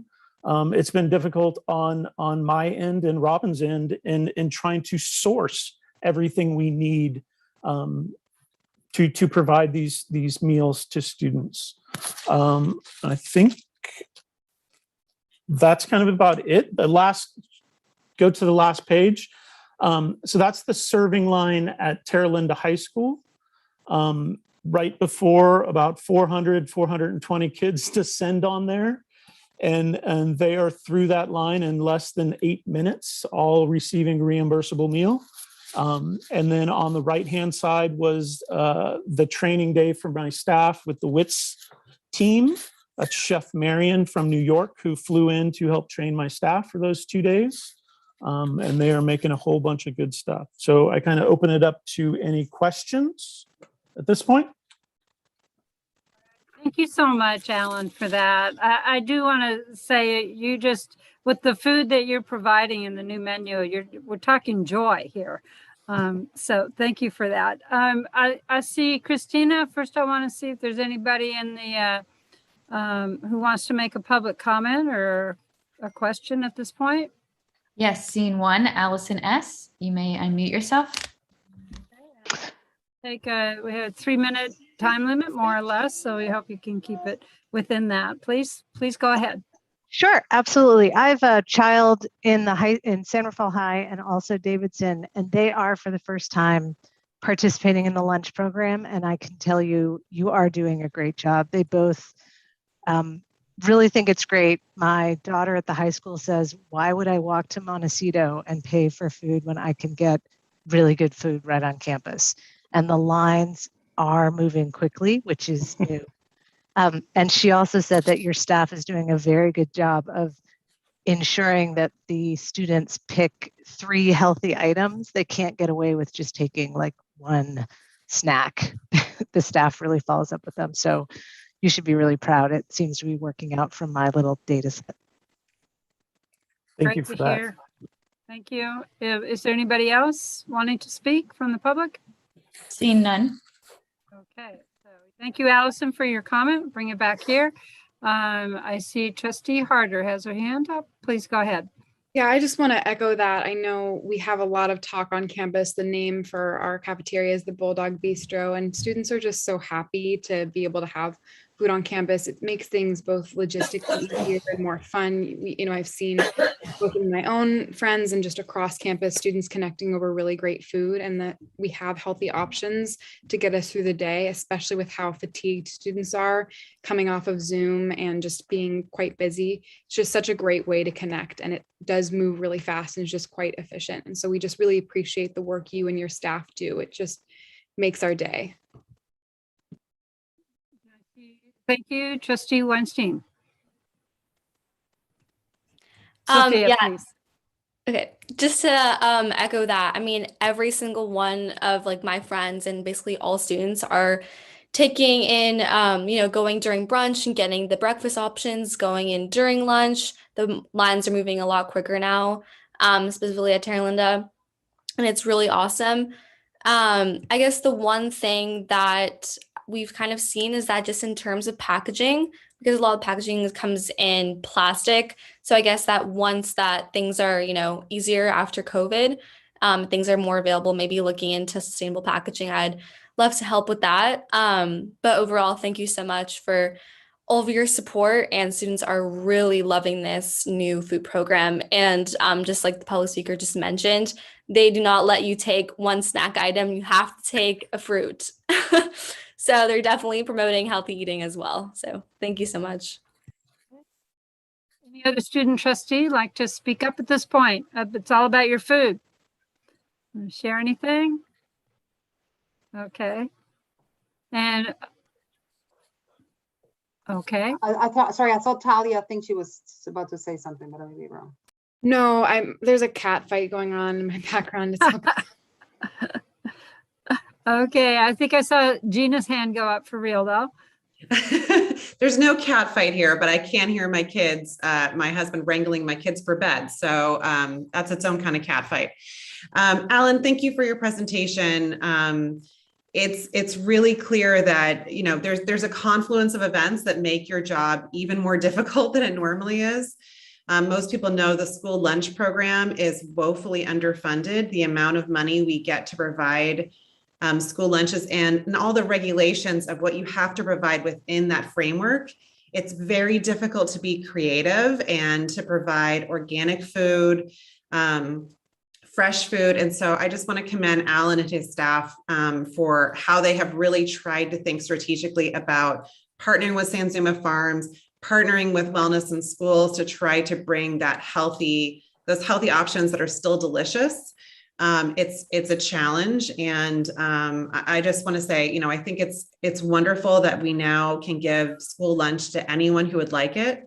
And I think it removes some of the stigma from people that have free and are on free and reduced lunch, so that more people will access food. And also it's good for everyone to have the same food, because if there are problems with food, everyone should feel free to talk about that. But it sounds like everything's going really well at the high school district. So thank you to our student trustees for providing that feedback as well. And also to our parent who provided feedback. But Alan's job is not easy in the best of times. So thank you for what you're doing to try to give healthy food to our kids. Thank you. Anybody have anything else to add at this point? Okay. Oh, right. Trustee Palma and then Trustee Tuatagaloa. Yes, Director Downing. Thank you so much for everything you've been doing about this. I know there has been an issue for a while, and you told me you were gonna get it done. You did it. This menu is unbelievable, the new scratch items that you came up with. Thank you so much to all your workers who have been working really hard and continue to work so hard to make so many meals on single days. I hear that you are short 2 people, and I don't know what this what's behind it. I mean, do you have 2 new openings? And I wish you would get more help. But I gotta share with you that my granddaughter, she's no longer taking her lunch. She said she's gonna eat at school. So to me, those are great news. Thank you very much. You made it happen. And to your staff. Yeah, Well, thank you, Alan. Thank you for your leadership. We know how difficult it is to make the systems go around, and with the funding, as everyone's mentioned. I appreciate the student comments. It's always nice to have feedback on how things are working. I have to say again that this goes back almost 8-10 years ago when we did our master planning for the district. Facilities, we decided that this was an important part of making something great for all the kids that needed extra and food. And the fact that we were able to get that, that student kitchen, the central kitchen designed and, passed by the bond. And so thank you to all the taxpayers in the community for supporting that. This is one of those things where a real big group team effort made it happen, and it set the table for you to then, run a really tight ship there with your classified staff that, are working really hard and trying to get things done every day. I don't know that people really realize the magnitude of your impact and the magnitude of the change. It's so many more meals and it's so much more work, and the fact that you're able to do it and be successful at it, I mean, you and your team should be, feeling really great about the accomplishment. And of course, we as board members are super happy that at the end of the day, it's the students and their families who get to take advantage of this. And it's just really good stuff. And it's really a great example of San Rafael City Schools coming together and doing something in a real community team effort, all the way down to the people that they're serving at the end of the day. So thanks again for your leadership, and thanks to your team. We really appreciate it. And as always, please reach out if you need more support from us or the superintendent. I know that funding is an issue, and I know that we want to go, a lot more organic stuff, but we know that there's a cost impact with that. So we've kicked around a few ideas in terms of trying to get some funding and some grants to help support that effort. So let's keep that conversation going and see if we can get some more support there. Thank you. Thank you so much. Yes. Thank you, Natu. You put it all into the right words for Alan to take back to his team and share. Alan, I do want to, I think it's about, Sophia brought up the single-use containers. And when you get to a point where you can look at that topic, we have a couple of resources in our community. Corey Bidoff at the City of San Rafael is working on a single-use container reuse with Whole Foods. And I said, well, have you looked at San Rafael schools? Well, he's in the middle of the Whole Foods thing, but maybe we could be next in line on that one. Again, when you have the time for it. And then the other one is at the county.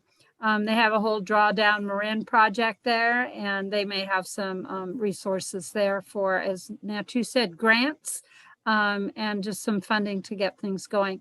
You've been hamstrung in past years by having 10 cents a meal to work with and getting food that was basically not anything you'd take home for your family to work with. And so it's great to see the transition and the transformation of what you have. Rice and beans, can't go wrong with that. You eat that every day and be happy. So I have no doubt that all of our kids are I'm just not surprised at all that they're thrilled to be there. Thank you. Take all this back to your team. They need to hear this. And we appreciate your work. And we're all here to help you when you need us. Okay. Thank you so much. Okay, everybody, we're going to take a 10-minute break because we've been sitting down almost 2 hours. Or actually, we've been down since 5. So we're going to stretch, say goodnight to the kids, maybe get a quick snack, and we'll see. Christina, when will we be back? I know you'll put a sign up. Yep, that would be, if you want to say 11 minutes, it would be 8 o'clock or 7:59. Back here at 8 o'clock, everybody. Have a good stretch.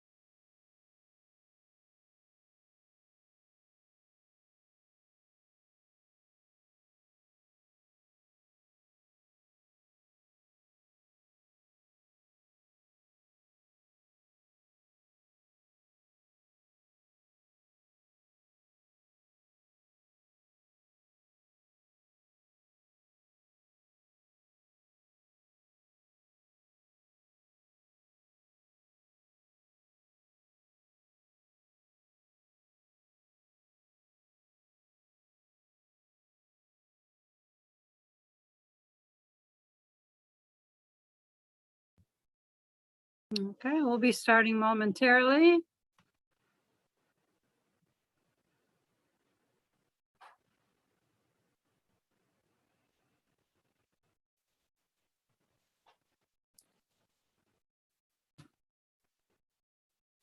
Hello, everybody.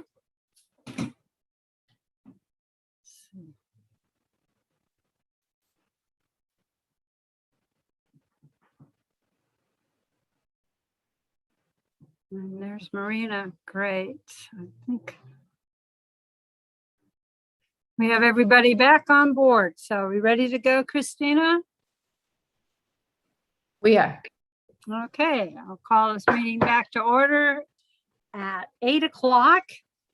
We have a couple of textbook items, a couple of budget items, and then our consent calendar. So let's roll. The first item up is approval of a resolution about sufficient textbooks and instructional materials in the elementary school district for this year and certification of compliance with instructional materials funding realignment program for 21-22.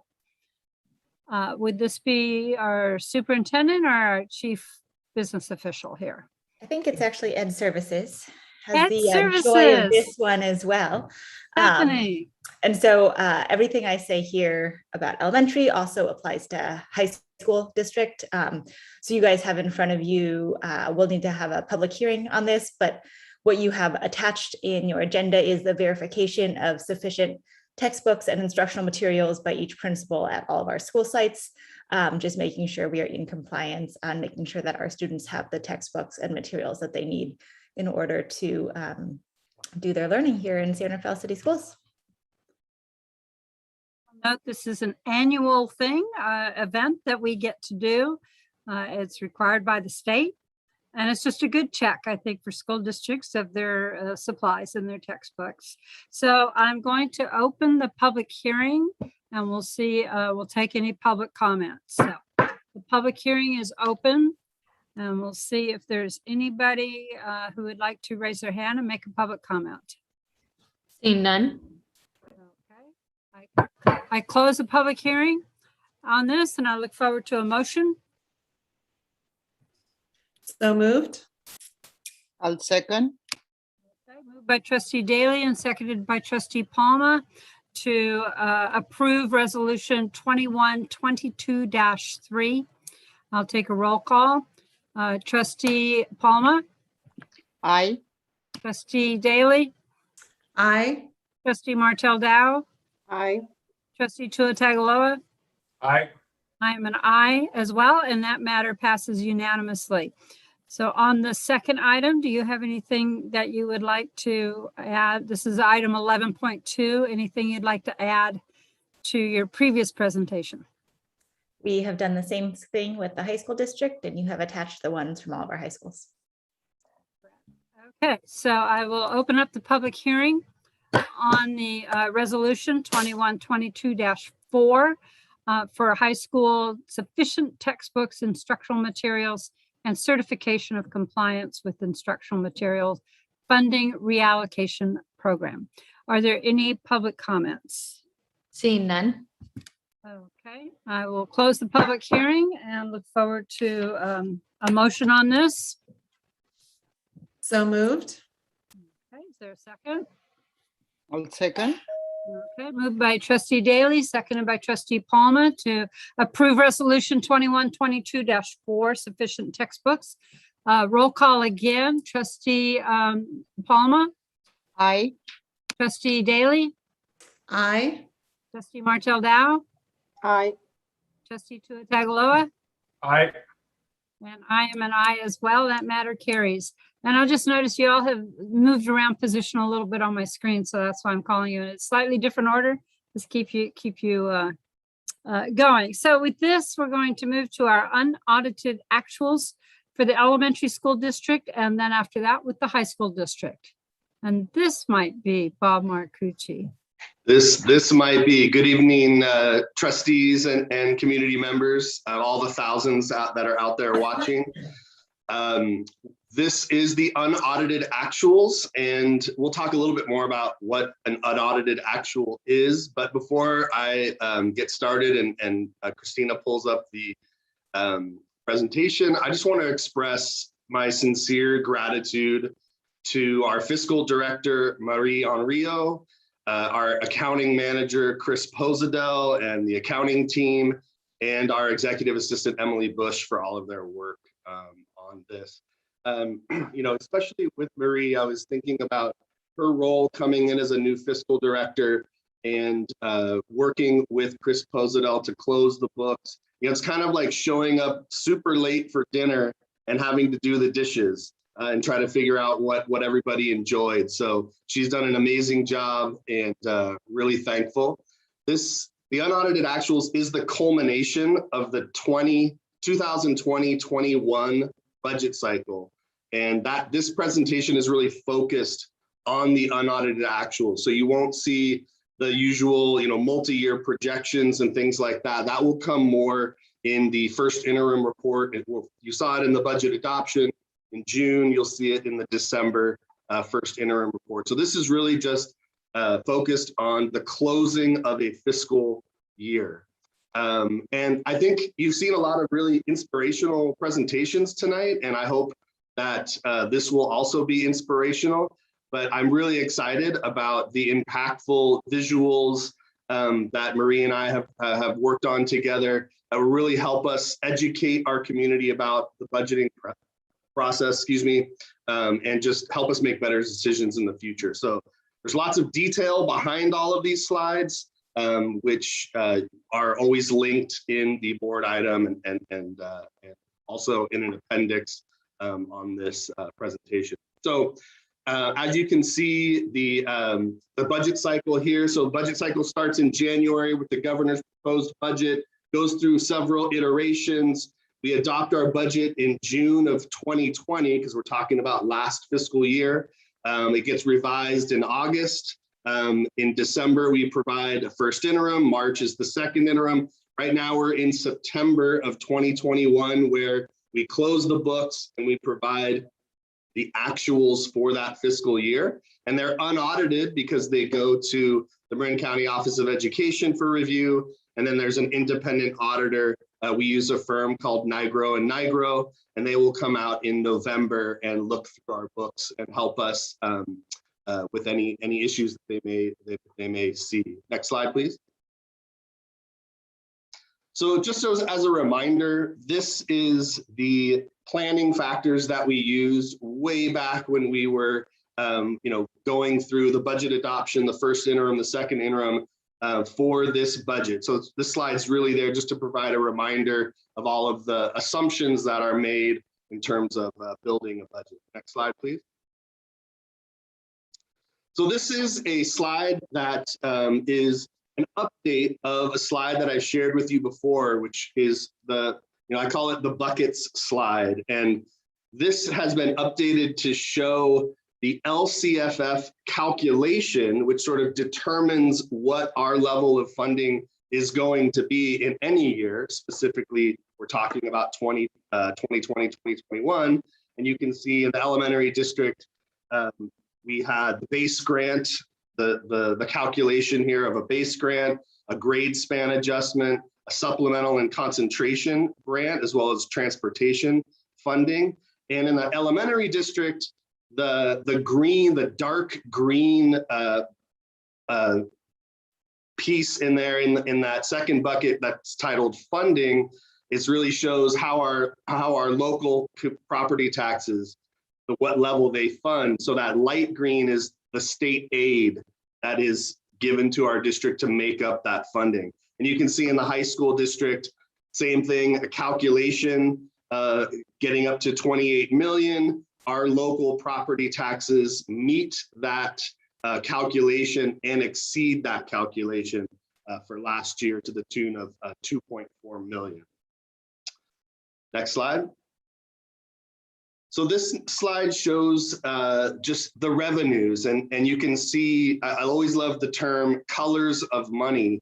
And so this shows all the different colors of money that come into our district. So we have the basic local control funding formula, or that calculation, and we showed how that comes through property taxes and state aid, but also the restricted, that's the unrestricted side of the budget. The restricted side of the budget is all of these other colors of money, whether they're Title I, whether they're lottery or other local revenue from our foundations, from our parent-teacher organizations. So you can see the revenue in the elementary district of roughly 65 million in 2021, and the high school district at 45 million in 2021. Next slide, please. So now we move to expenditures, and you can see here for both the elementary district and the high school district, you can see we spend about 77% of our revenue on our people. We're a people business, certificated salaries, classified salaries, supervisors and administrators, and the benefits associated with all of those people. And then you can see some funding that was expended for books and supplies, and that includes a lot of different things. Supplies is a really general heading for that. Other services and operation expenses, capital outlay for repairs and maintaining our facilities, and then other transfers from the general fund into restricted programs, which you'll see a little bit more in a moment. Next slide, please. So our parcel tax is another revenue that comes into our district, and what's reflected here are the, I guess you'd say, the old parcel tax amounts. We have updated these for this fiscal year and ongoing with the property or the parcel tax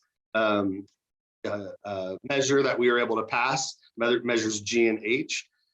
But in 2021, you can see the revenue for the elementary district in orange and the high school district also in orange, and then the expenses associated with that. So the majority of the parcel tax expenditures in 2021, all in line with the measure G and, or at that time it wasn't G and H, it was whatever it was prior to that.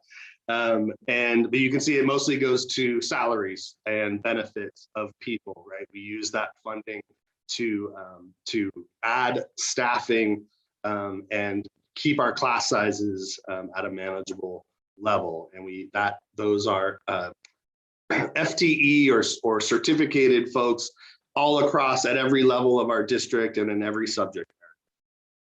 Next slide, please. So this slide really is attempting to show how our general fund contributes to some of our restricted programs. So in 2020, 2021, that you can see the blue band there is really the majority of that. And in the elementary district, 5.2 million essentially contributed to our special education program. And so really the funding of our special education program, if you can think of it in rough terms, it's about 25% funded by the state and federal government, and about 75% funded through our general fund, through our district level general fund. So this just shows how our general fund contributes to some restricted programs that are mandated or that are of great need.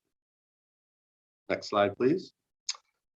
This is just an analysis of the 2021 fiscal year, where it shows where we were at budget adoption, at first interim, at second interim, and now at unaudited actuals, and some of the changes associated with that. You can see, for example, in the very top line, we budgeted at about 40.6 million. The unaudited actuals are coming in at 44.4 million. And that's really because of the new state aid that came in, and we did a 45-day revision back in August of that year because we were adjusting to the new information that was coming at us all the time. And so you can see the main difference in the elementary district is due to the COVID dollars, whether that's ESSER 1, ESSER 2, that came in, that we received during the 2021 fiscal year. Also some changes associated with certificate and classified salaries, mainly related to the stipends that were provided after the second interim had been reported. And also the purchase of non-capitalized equipment, which is essentially Chromebooks, which are non-capitalized, meaning they're under the limit for them to be sort of seen as capitalized property of the district. They're at a lesser amount. They're about $250 per Chromebook. So that's really the differences associated with the elementary district. And if you go to the next slide, Christina, you'll see it almost looked like it didn't change there for a second. You'll see the high school district, pretty standard. It was the COVID dollars that came into the district that accounted for the change from budget adoption through the 2 interim reporting times to unaudited actuals. Again, the COVID stipends given to staff after the second interim, and the purchase of Chromebooks and technology for the classroom and for our students. Also some reduction in special education costs in the high school district, often associated with students, high cost students that are graduating or something like that, right? Next is just a historical look at our reserves, both historical and projected. And we've done something a little bit different here, is we often show reserves and we just show the unrestricted. Marie has actually added the gray restricted reserves in there. So you can see how in both districts we've built up the reserves to sort of weather this storm that I think is coming, especially in the elementary district. You can see the green band there at the bottom, which is the mandated 3% reserve that all districts in the state of California need to have. The blue band represents the board approved reserve above and beyond that. And then there's some unassigned reserve and some restricted reserve. So we've really, built up. We're in a good place, or as good a place as we can be, with the declining enrollment that we have and some of the storm that's coming up ahead of us. Specifically, when we look at our projection for 22-23 in the elementary district. In the high school district, you can see, based solely on property tax growth, well, not solely, but mainly, and you can see how we're in a much different picture in the high school district based on our reserves. Next slide.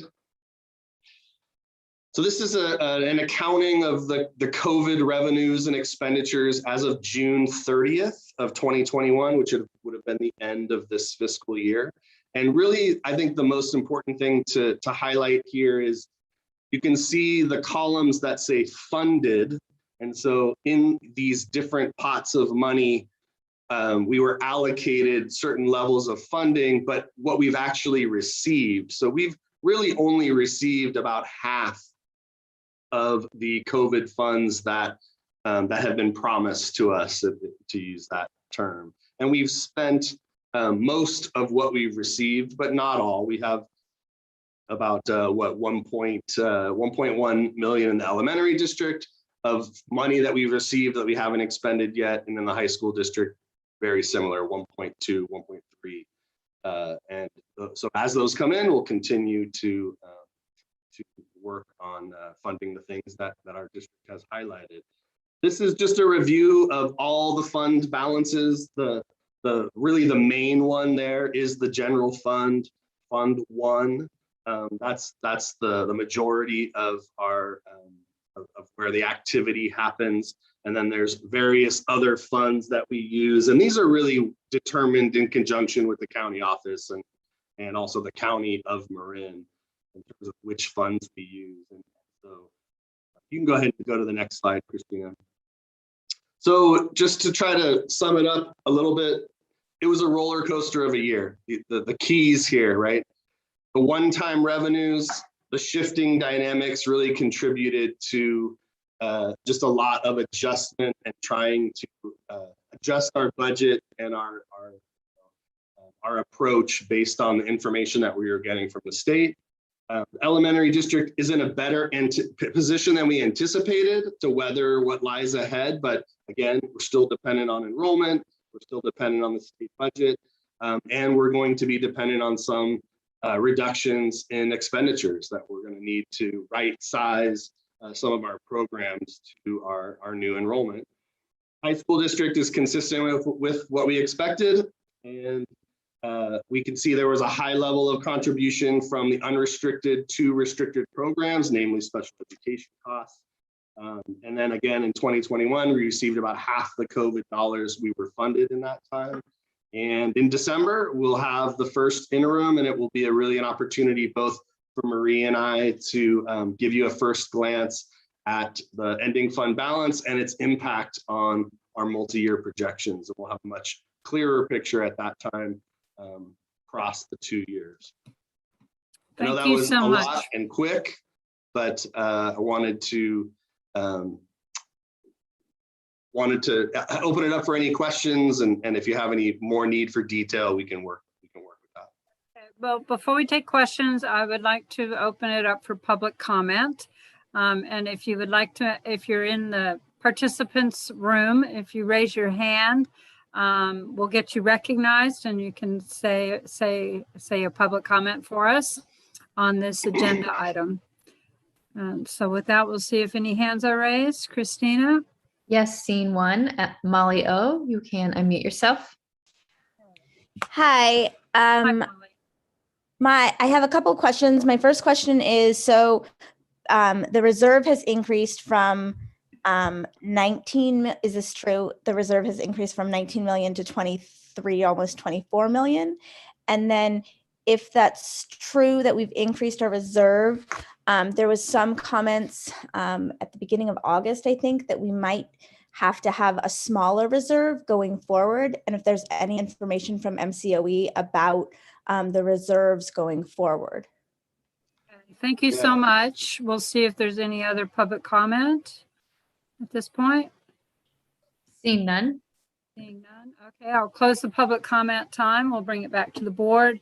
And you have those questions, so I'm sure you can give a quick answer to those, please, Bob.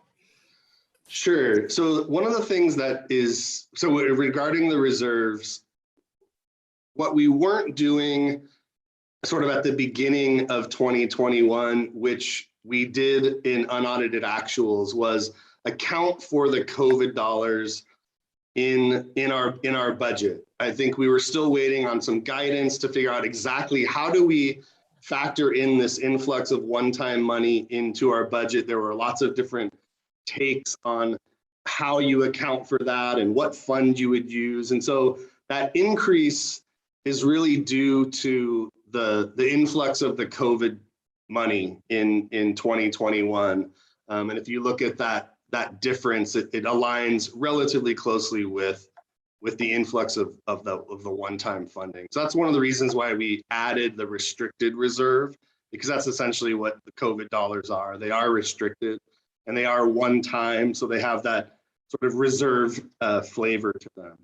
And then in terms of the information about the limit that might happen, I think we're still waiting on further guidance, and there's certainly lots of debate in the legislature about how that will factor in, because so many districts are in a similar situation that we're in. And maybe one of our trustees has more information on that, but maybe not. Trustee Daly saying maybe not, but as soon as we have more information, we will make sure everybody is aware. Sure, Gina will give us an update from Sacramento. But before we go there, I want to, our student trustees have bared with us all the way till this part of the wonderful budget presentation.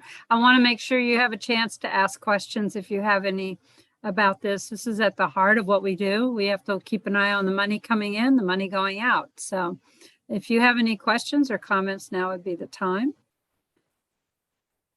And I'm not seeing any hands going up, but you know, every time you hear this, I'm sure you learn a little bit more about it and get a better understanding about where our money, how our public education is funded.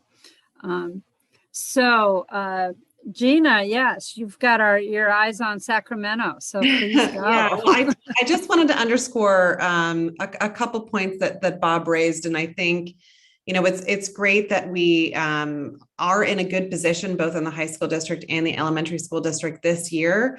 But there's sort of a confluence of events that are happening in 22, 23. And I just kind of want to underscore this as we think about planning in the future. So there's really three things happening. The first is, and this is really specific to the elementary school district. So the hold harmless language for the average daily attendance that we've been enjoying during COVID. So basically, we're being paid at a level that was pre-COVID in terms of average daily attendance, even though we have declining enrollment. That stops in 22-23. So that's the first thing. Because of our declining enrollment, we will receive less money for our ADA unless things change. The other thing is the pension costs are increasing in 2022 and 23. I think it goes up, Bob, correct me, but I think it's at 19% is the district contribution in 22-23. So again, that's part of that. When Bob talks about, you know, most of our money goes to people, that's part of that cost. So when we're shouldering a higher percentage of the pension costs, that's money that we can't use for other purposes. And that's something that we've talked to Sacramento about, because we want to make sure that our teachers and our classified staff get the pensions that they have earned from being in those jobs. And we want to make sure the pension system remains as solvent as possible. And then the last thing I wanted to highlight is that a lot of those one-time funds, that's COVID funds, if you looked at the date at which they have to be used, a lot of that is in 2022. So that's the third thing that I just want to highlight. So we're in good shape now, but I just wanted to flag for people that, you know, as Bob kind of said, there's sort of rough waters ahead, some uncertain times. And we'll certainly be talking about these issues with Sacramento and DC. But just wanted to highlight there's a number of things happening, not this year, but next year, that we kind of have to keep our eye on. Great. Thank you so much for that. See if the other trustees have any questions or comments. I'm not seeing any. Oh, yep. Trustee Martel Dow, please. Yeah, well, thank you for the presentation, Bob. And I know we're getting late, so I don't want to take so much time, but just a quick question about newcomers for elementary school and how does that affect? So if we have newcomers coming, immigrant families, and they're enrolling in the district, that doesn't, if we have more of, it's hard to predict how many you're going to get in a year, right? Does have any impact in the overall investment that we get from the state based on enrollment and attendance? So just explain to me very quickly if you can. I know I can follow up, but I was just curious. Yeah, it certainly does. We are funded based on period 2 attendance, which is around March. And so we in the elementary district, we get that ADA funding based on all of the students that are with us at that time. What we're seeing right now with the influx of newcomers is they're coming older. They're coming in the high school district, and we've seen a huge influx at the high school district, and that doesn't bring any new funding with it. So we love the newcomers, and lots of them are coming, but they need to come when they're younger in order to help out our budget.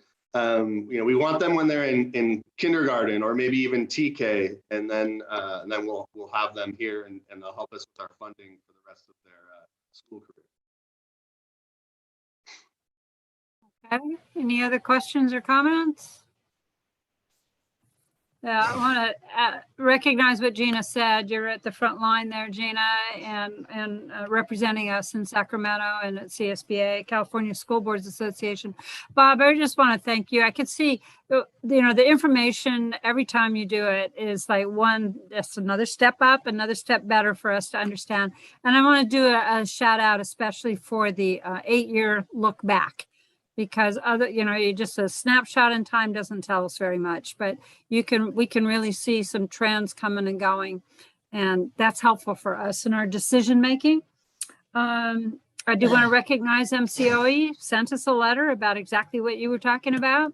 The Marin County Office of Education was telling us that we need to be paying attention, particularly to our elementary school budget, because there is not a good alignment between our staffing and our enrollment.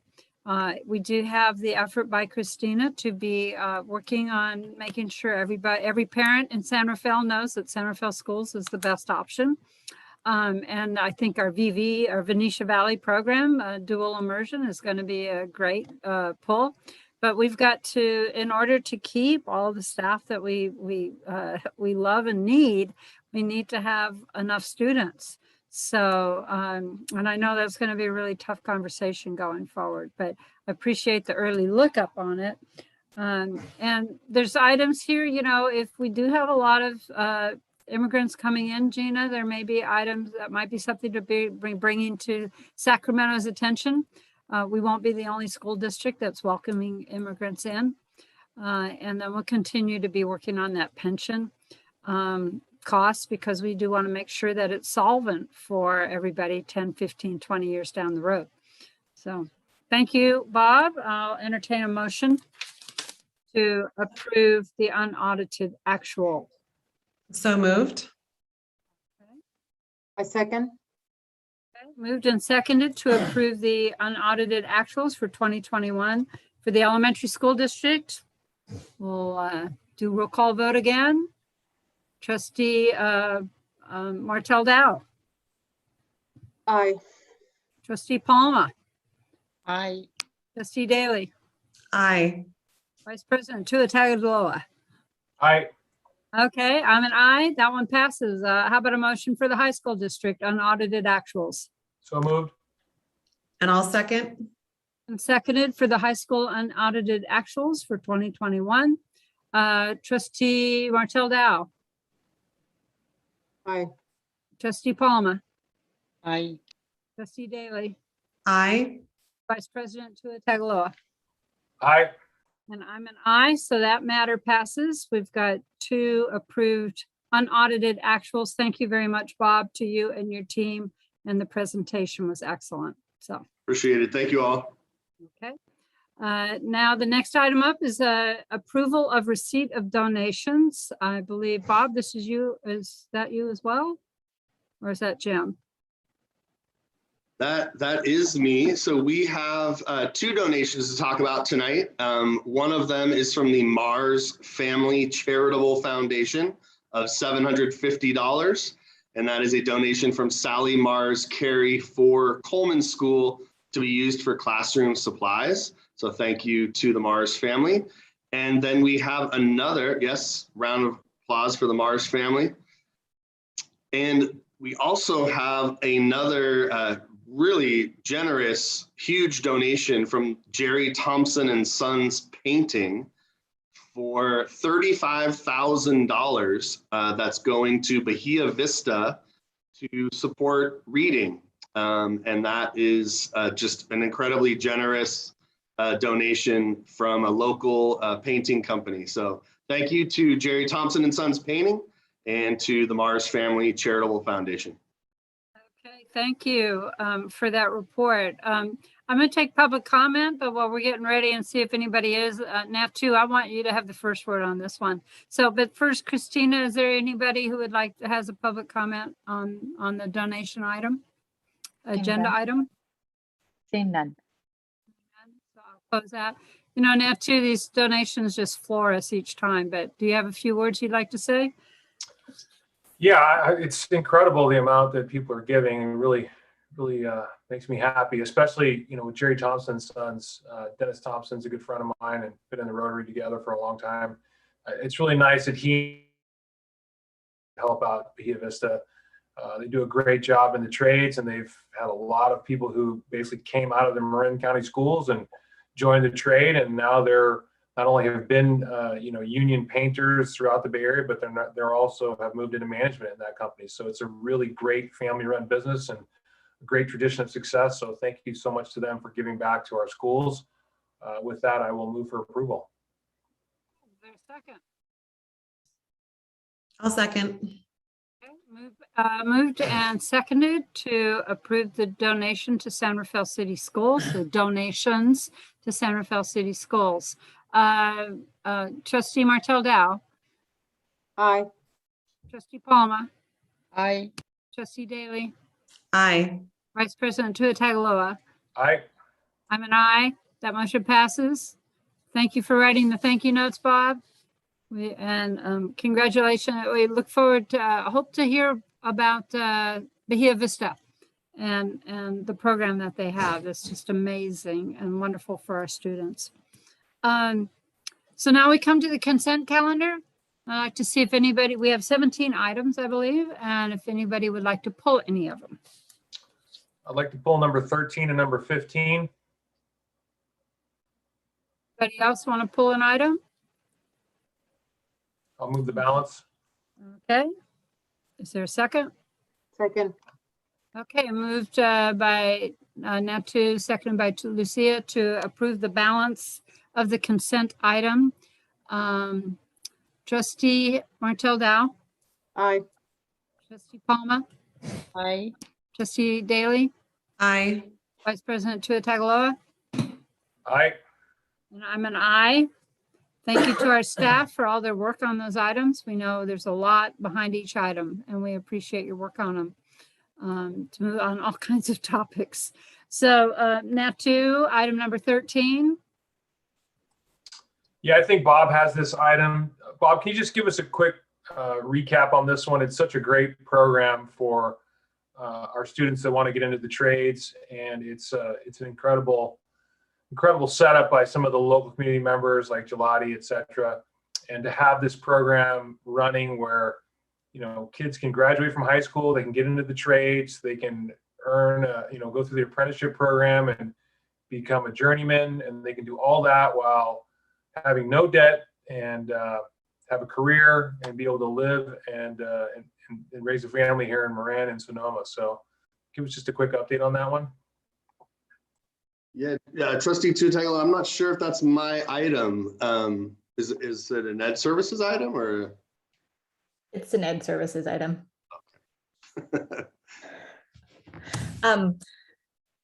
I don't know all the ins and outs of this one, but I actually think that Trustee Tuatagaloa explained it very well from the part I know, but it's really about adult education, and our adult education programs are always very full. And so this is one of the examples of some of the adult education we do that really supports our students. Well, at this point, they're not our traditional age students anymore, but students who are aged out of high school in getting some various skill sets and really setting them up to be part of our workforce. And Kathy Takamoto, we partner with COM and some other places, but Kathy Takamoto supports that work and works very, very closely with these students to support them in these programs. And if you have more questions, Tyler is your guy. Oh, thank you very much. I just wanted to make a point of how great it was. So with that, I move for approval. I'll second. Okay, moved and seconded for this. And I'll just say too, I'm glad you pulled this because of all the items I looked at and too, I thought this is the one that's so exciting because our students need to have choices and options, and not everybody wants to be going on a certain track. You know, they want to be going off and making a fortune in the trades, frankly. So if they work with their hands, this is the track for them. I wish it went for the whole school year, but maybe it'll be coming back to us for more consideration. So I'll get the votes. Trustee Martel Dow. Aye. Trustee Palma. Aye. Trustee Daly. Aye. Vice President Tuatagaloa. Aye. I'm an aye. That motion passes.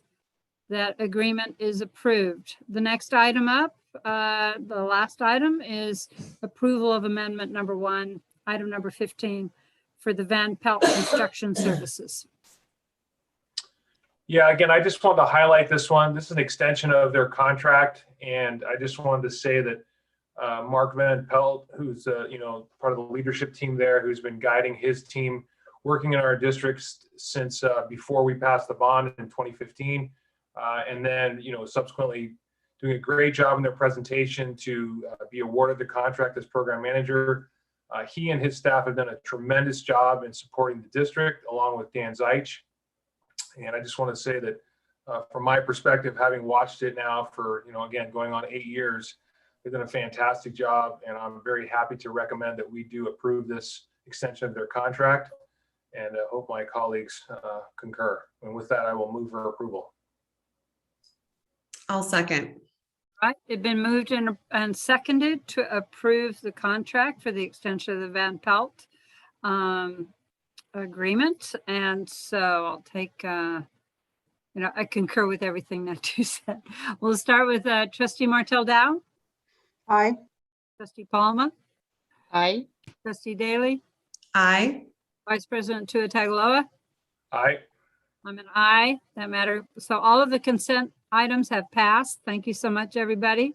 So we will not need to be re-adjourning to closed session. It's not necessary. Our next meeting is October 11th in a few weeks. And so with this, we're going to adjourn this meeting. You all have a good rest of the week, and we'll see you in a few weeks.